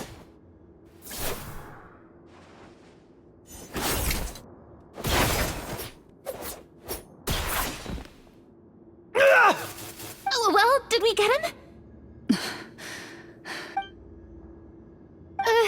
Glorian? Warm fire flickers across the walls once more. Your vision is now clear. In an impressive display of courage, the four of you successfully defeat the uninvited guest. That look in his eyes. It's like he became an entirely different person as soon as I defeated him. Huh? Mr. Florian? Oh, wait. We're supposed to be role-playing. I should stay in character. Speak your name, guard. Why did you lead us here just to betray us? Is this treasure really more important to you than bringing peace to the kingdom? What kingdom? What peace? Those were nothing but lies! I, Florian, am a true Marechaussee hunter, descended from hunters of ages past. So he's also using his real name. Or, wait, was that the name of his character from the very beginning? Then I'm even more confused. If you truly are a Marechaussee hunter, shouldn't you want to help us just like you said before? Shouldn't we fight together for the sake of the people? What do you know? In this day and age, there's no glory to be had as a Marechaussee hunter. What's that supposed to mean? My skills were passed down to me by my father. We lived a life of obscurity in the remote wilderness. Still, he devoted everything he had to being a Marechaussee hunter. And what did he get in return? A life of poverty and pain.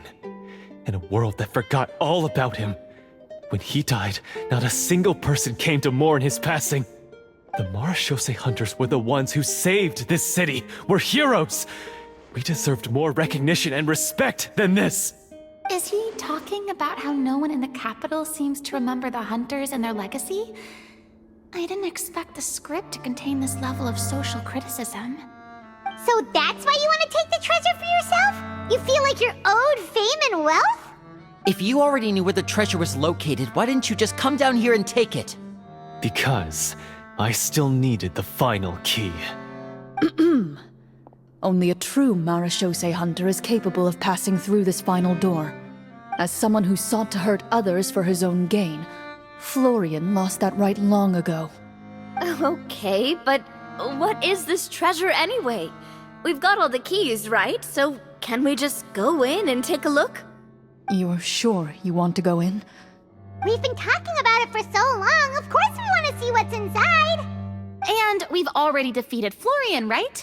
So he won't try to take it from us anymore. Pesky brats. Watch yourself. Then let's open the door together. All right. Your choice of action is confirmed.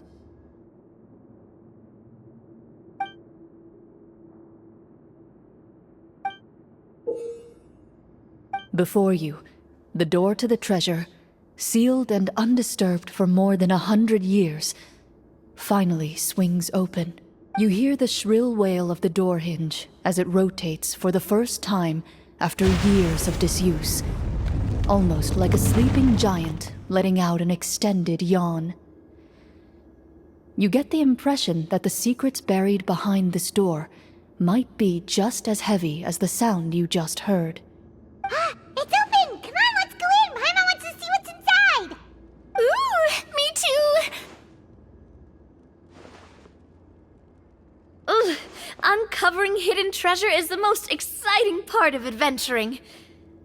What do we have here? Uh-huh. A stone tablet? You call this a treasure vault? Looks more like an abandoned warehouse! Maybe the troop ran out of budget at the end?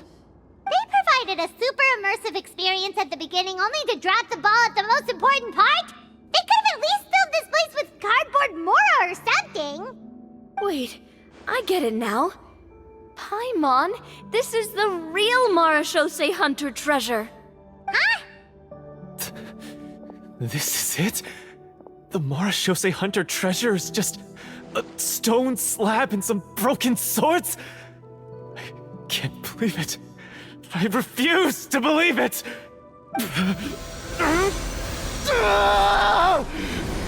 Whoa, are you okay? The Marechaussee hunter before you appears to suffer a serious mental breakdown. He needs to leave the room for a moment to collect himself. One of you seems to understand the significance of the treasure already. If the rest of you wish to follow suit, you may remain here in the meantime and explore your surroundings.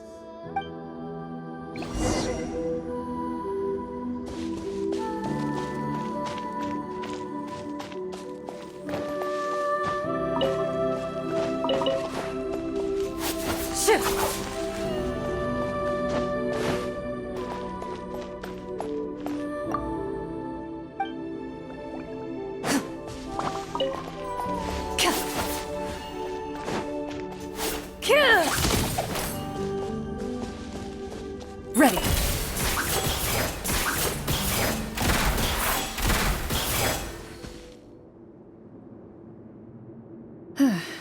So, how are you doing? Feeling any better? What just happened? Do you remember how you got here? Or what happened to your body just now? I remember now. I brought you here because I wanted to... The explosives in the cave! You mean these? Huh? How did you... I could tell something was off the moment I stepped into this cave, so I kept an eye out. I've already dismantled the whole thing. So the strongest champion duelist in all of Fontaine saved the day once again. Guess I shouldn't be surprised. It would seem your skills as a Marechaussee hunter are as sharp as ever. I deserve some answers, don't you think? Tell me why you wanted to lure me here. Everything you said earlier sounded like the truth. Luckily, your monologue was dramatic enough to convince my friends you were just role-playing. I don't know. I just always felt like there was something in my heart that didn't belong to me. Something agitated and angry. Who knows? Maybe it was my own anger all along. I could never really tell. The feelings about my father and the other Marechaussee hunters are real. It just wasn't fair. I was angry, bitter that no one remembered them or praised their accomplishments. I don't know when it started, but at some point, my anger came to completely consume me. At that point, I remembered the legend my father used to tell me. The one about the treasure. But if the treasure was all you cared about, why plant all those explosives? Wouldn't they just destroy the treasure and bury you along with it? I can't remember. My head is a mess. It felt like there was this voice telling me to eliminate the hunters, but now it's gone. From your description, I suspect you were dealing with a Devorator. Devorator? Oh, your master...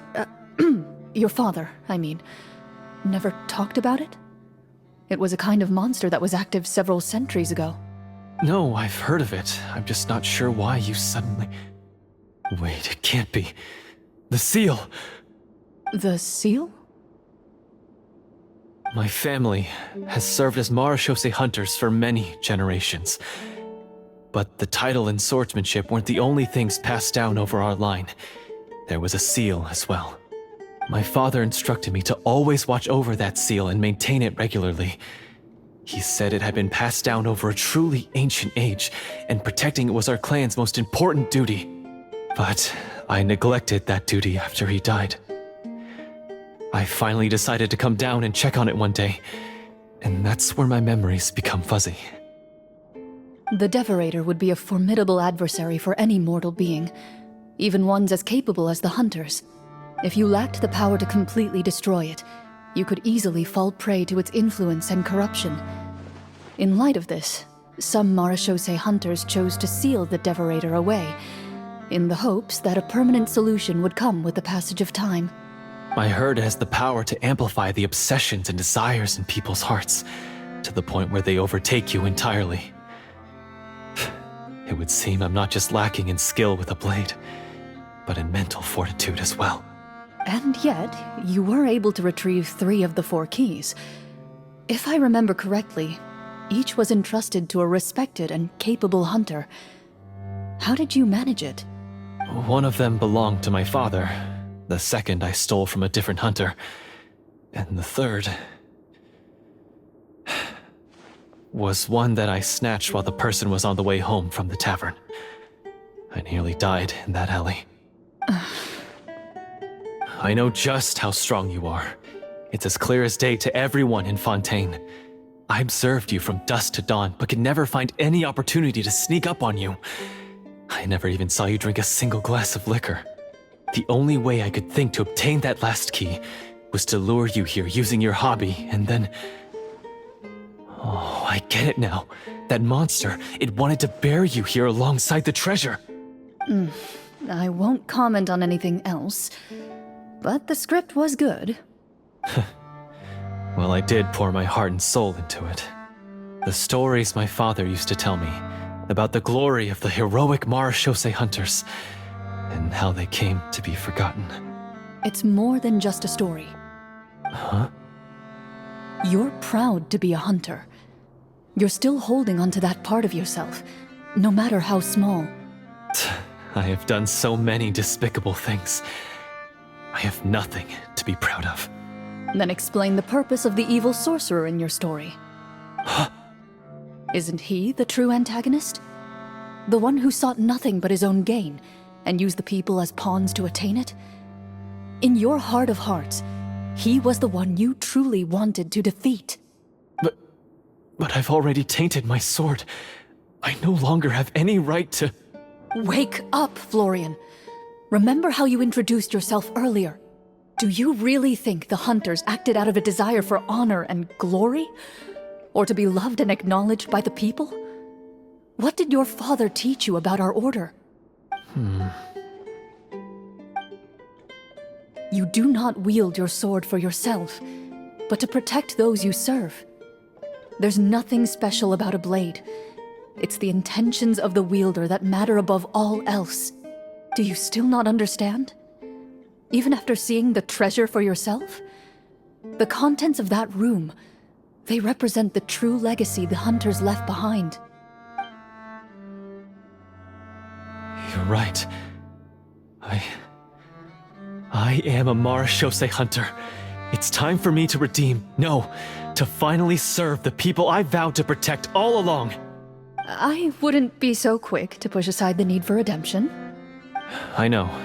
That's a charge I won't bother to defend myself against. Good. Then, come with me, and help me see the script through to the end. Huh?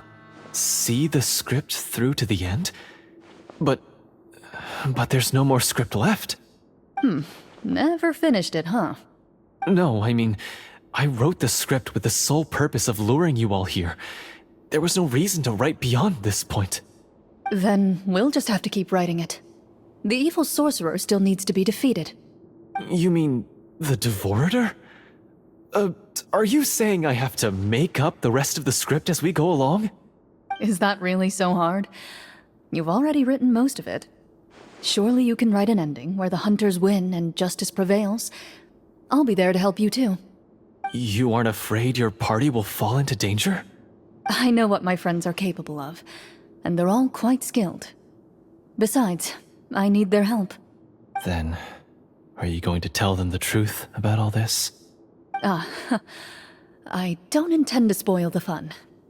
Sometimes, protecting dreams and fantasies is more important than exposing the truth. Don't you think?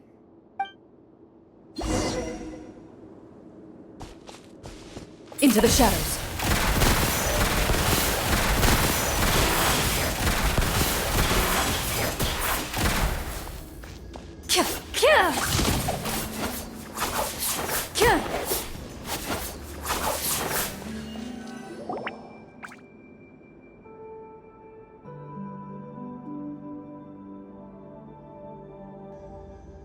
They're back! That took a while. Ahem! My fellow Marechaussee hunters, please forgive me, for I have sinned. Tone it down. Sorry. After crossing swords with you and witnessing your courage in battle, I've rediscovered my true self and regained my pride as a Marechaussee hunter. Oh, do I smell a redemption arc? I confess, I was brainwashed by the evil sorcerer. He asked me to lure you here so he could bury you in this cave. That little... Wait, you're saying all of that wasn't you, but the evil sorcerer? That's right. He's adept at manipulating the hearts and minds of the people. I fell under his influence because I did not possess a strong enough sense of will. And how are you going to prove that you're a changed man? We're not going to fall for the same trap twice. To be perfectly honest, I only came to my senses after seeing the treasure. It reminded me of my father's past teachings. The treasure was actually... The names of all the Marashose hunters from ages past and their weapons? Wait, you already know? Of course. Don't underestimate a veteran role player's exploration skills. Oh, wait, I mean Marashose hunter Navia's exploration skills. We just finished reading through the content of the stone tablet. That tablet recorded the lives of some fascinating people. For example, this Marashose hunter called Est. She inherited the responsibilities of the Golden Hunter and passed judgment on many people. But in private, she had a very easygoing personality. Her favorite pastime was singing and dancing with her friends, and she was said to have a beautiful voice. So, she was just like you. Oh, you really think so? Well, when you put it that way, I suppose I also have a few things in common with this Walter. Working as an executioner, he supposedly used a countless number of tricks to confound his enemies in battle. Oh, if only I could have seen the feats of magic he pulled off back then. Their lives were all so exciting. You could write so many cool books about their accomplishments. How could they have all been forgotten? Because they chose to be. To hunt monsters that only appear in the shadows, you must also operate in the dark. To be a Marashose hunter is to willingly give up on wealth and fame. Then this stone tablet must have been left behind by their companions. That's right. Few Marashose hunters ever revealed their identity to the public. They always protected the city from the shadows. The only time they spoke of their accomplishments would be at night, when they gathered with their fellow hunters in front of the bonfire to share stories of the monsters slain by their hand. So, this tablet was created not so that the hunters would be remembered by the people, but so that they would be remembered by each other. No wonder this place was so well hidden. You regard the stone tablet in solemn silence. The names of your comrades etched onto its surface serve as a reminder that you are never truly alone. The tablet proves that, although a hunter walks a shrouded path, it is not a solitary one. There will always be those who walk beside you, a fact that remains as true today as in ages long past. Their legacies shall continue to be passed down from generation to generation, as everlasting as the stone onto which their names are carved. Father, you once told me that I should seek out the treasure if I ever became lost. So this is what you wanted me to find. Thank you, my friend. You are very kind. I implore you, everyone, please give me a chance to make up for all I've done. Allow me to fight alongside you and defeat the evil sorcerer that threatens the peace and prosperity of everyone in this kingdom. Well, I say we let you join. Sounds good to me too. Everyone makes mistakes. What matters is what you do to make up for them. I have no objections, but... Mr. Florian, do you even know how to defeat the evil sorcerer? When he took over my mind, I gained some insight into his thoughts. Every time I thought of the treasure, he reacted with a strong sense of fear. Huh? He's afraid of the treasure? But there's nothing here except some broken weapons and the stone tablet. What if the secret's hidden inside these weapons? GM, permission to investigate.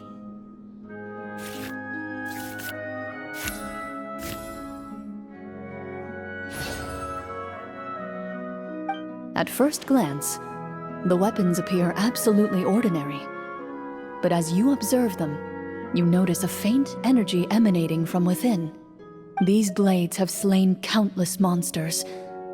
Though it's been a long time since they were used in battle, their edges remain sharp, as if they're simply waiting for the next worthy hunter to carry on their legacy. So basically, take these with us, right? I'll take this weapon, since it used to belong to Est. Maybe it'll find comfort in being held by someone who appreciates the arts. Ah, good idea. I'll take Mr. Walter's bow then. From one archer magician to another. Paimon's gonna pick a cool weapon too!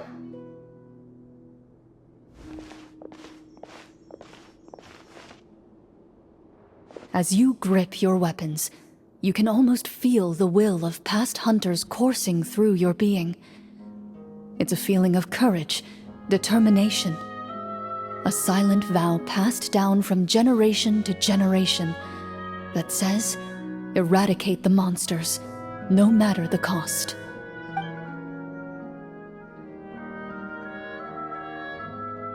Mr. Florian, do you know where to find the evil sorcerer? I was able to see his surroundings when our minds were connected. I believe he's currently hiding out at the church in the kingdom. We must be extremely careful. He's spent so long living among monsters that he's now taken the form of one. He will not be easily defeated. Then why don't we explore some more and try to find some higher level gear? We don't want to just fight him and lose, right? No, we have to strike now. He was greatly weakened when I managed to break out of his control. If we let him rest, he might have time to escape. I agree with Mr. Florian. We've got to act while we have the advantage. Don't forget, the people of the capital are counting on us. Yeah, now that we've got a plan, there's no point in waiting. The longer this drags on, the worse it will be for everybody. Yes, that's what's called... Yes, that's exactly right. Alright, you've persuaded Paimon. Mr. Florian, please, lead the way. Of course. Follow me. He had to set up so many scenes today, and now he has to join in for this last part. I really don't envy his job. Finally, you decide to slay the evil sorcerer and bring peace back to the kingdom once and for all. As you walk away, you feel the gaze of the stone tablet at your back, as if all the hunters of the past are wishing you success in the battle ahead and awaiting your triumphant return.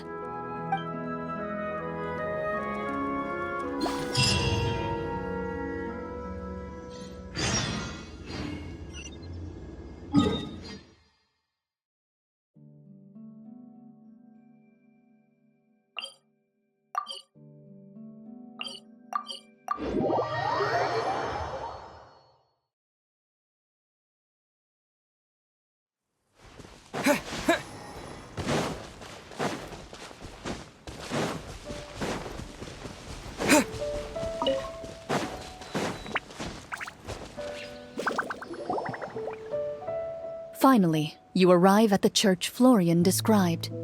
As you approach, an ominous aura surrounds you. You get the sense that your enemy is close at hand. How strange. This uneasy feeling seems so real. How did they manage that? Now, it is time for the final battle.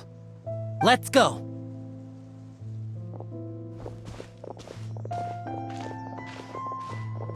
Florian, wait. What's wrong? I think you should wait outside. You've already been corrupted by the Devorator once. It could easily re-enter your mind and take control of your body. I don't think it's a good idea for you to be this close. If it corrupts you again, it's possible you might take on a new form entirely. That's exactly why I have to go. Why I should be at the very front. You mean... Yes. I intend to lure it into my body. That's too risky. If things get out of hand, I might have to kill you. Do you understand how dangerous this is? I understand, but if I do this, you'll have a clear and visible target. The Devorator will have a hard time passing up a chance to enter a body it knows how to control. You won't have to worry about any of your friends being taken over. You're not like me, Miss Clorand. You're a just and powerful Marashose hunter. The monster broke free due to my error. It's only right that I shoulder the responsibility for its destruction. This is something that I have to do. Consider it a duel to restore my honor. My only request is that you give it your all. I understand. Then, as a champion duelist, I hereby accept your request for a duel, and extend to you my most sincere regards. Thank you. The battle is now upon us. Let the Devorator once again tremble under the blade of the Marashose hunters.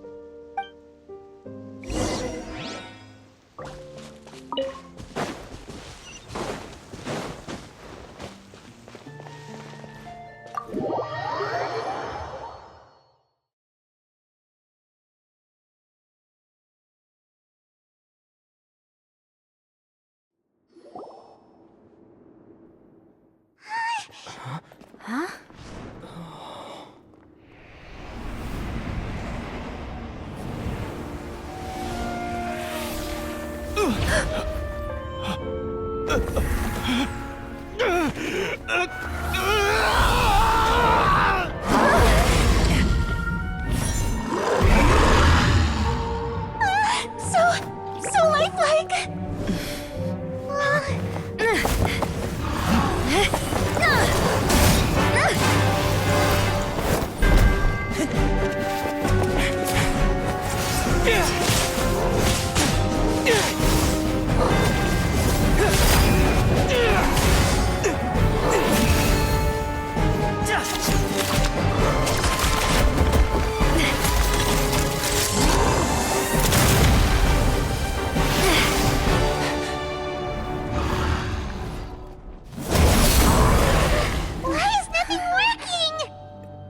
This foe is not invincible.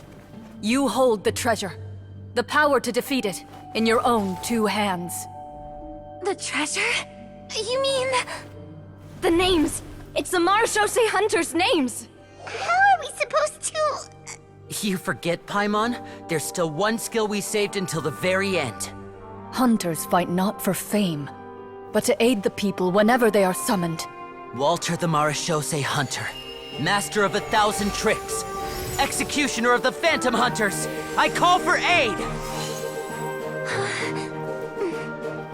Est, the Marashose Hunter, inheritor of Cassiodor's will, judge of the Shadow Hunters. Answer my call!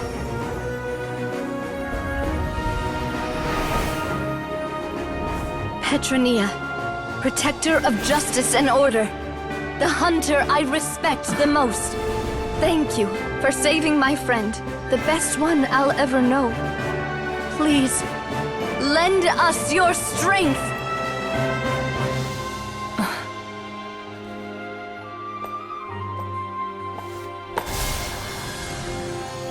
We have come to answer your summons.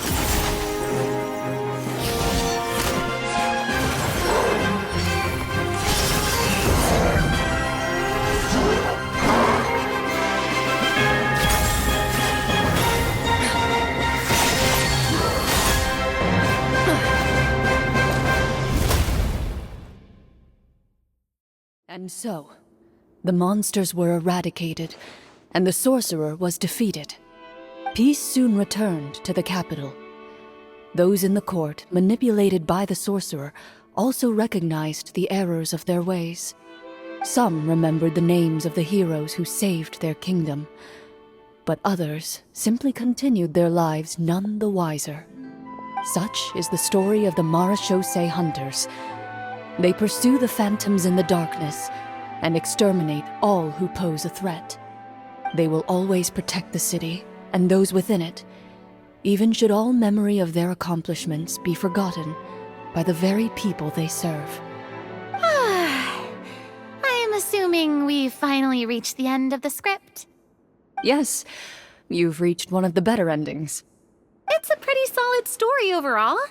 I thought it was just an ordinary adventure at first, but the further we got into it, the more impressed I became with the production and the plot. That final battle especially! All the effects were super realistic. Oh, Oh, right. Yeah. Totally. That's a really good point. I never expected the weapons we picked up from that vault would have that kind of effect. Yeah, mine nearly scared the daylights out of me when it started glowing.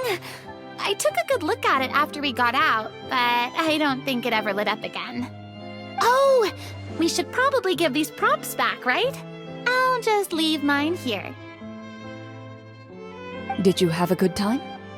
Of course. Let me know if another script like this comes around. Sure, no problem. Then I'll head back for now. I think I need some time to fully digest everything that just happened. Once Mr. Florian is awake, please pass on my regards to him. He must be extremely exhausted to have passed out cold like that. You're right. He's had a lot to deal with. Well, see you all some other time. Toodaloo!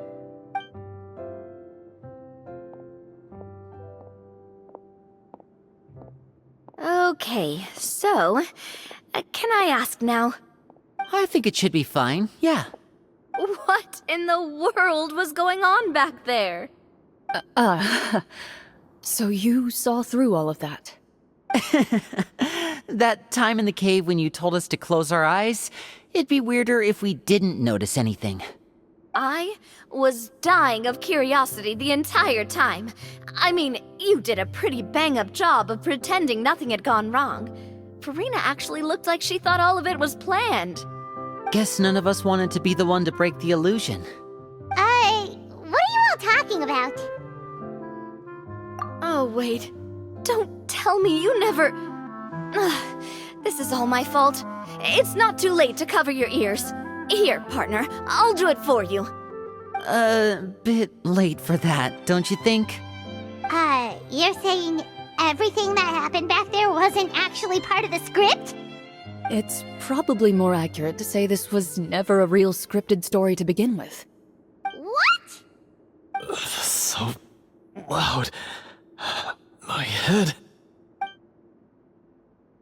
Hey, you! Get up right now and explain yourself! No shaking, please! Oh, my head.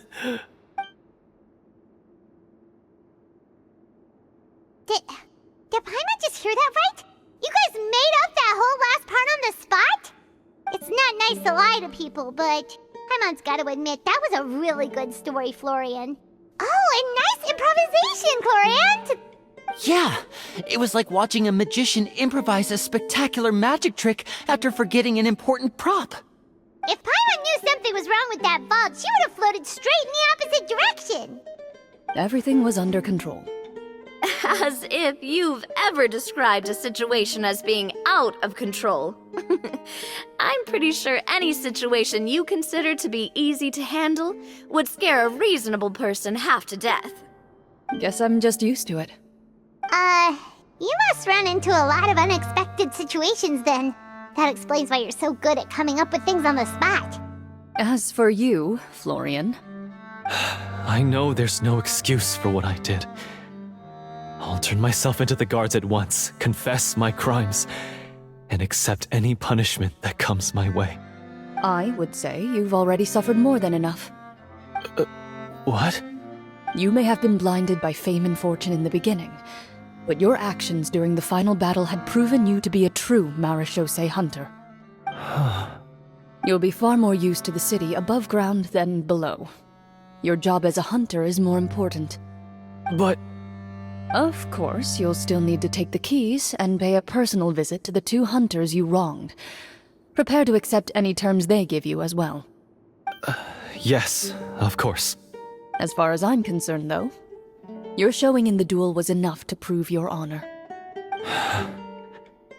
Then I'll do exactly as you said. I'll go return those 2 keys right now. Thank you so much, everyone. I'll do my best to prove myself worthy of the second chance you've given me. I swear this on my name and honor as a Marechaussee hunter. Until we meet again, everyone.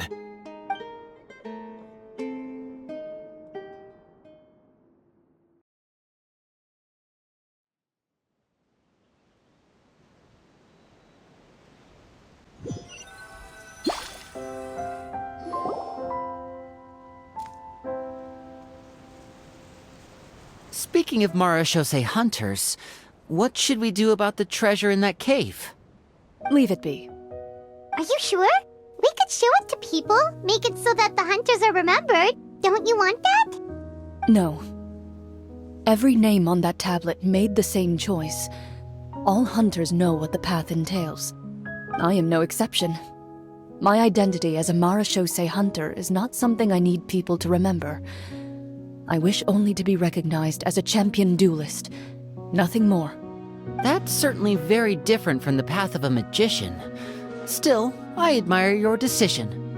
Wait! Paimon just remembered something.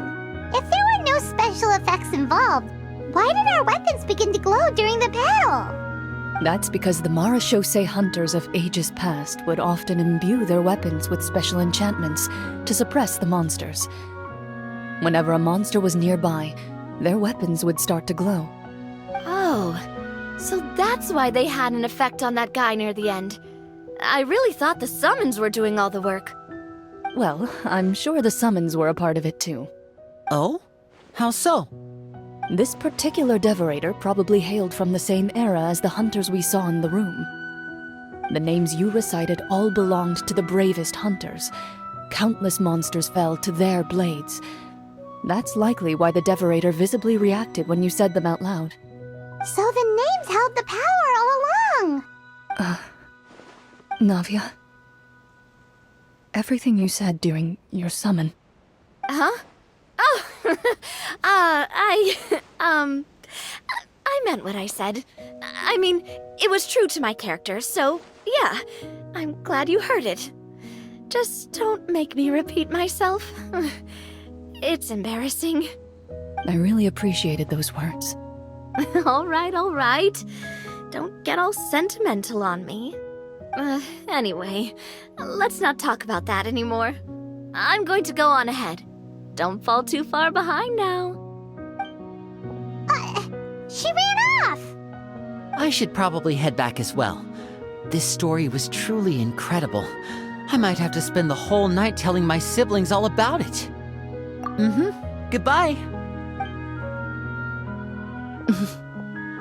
Traveler, should your name and deeds be forgotten, what do you think the significance of your journey will be? I suppose the significance would be the journey itself and the world we helped create. There's still value in the time I shared with everyone here, in the things we were able to accomplish, even if no one remembers them. A great answer. I'll remember it. Me? The Marashose hunter says nothing in response to that question. Perhaps her answer lies in her silence. An unspoken vow left to echo through the night. The path she walks needs no explanation.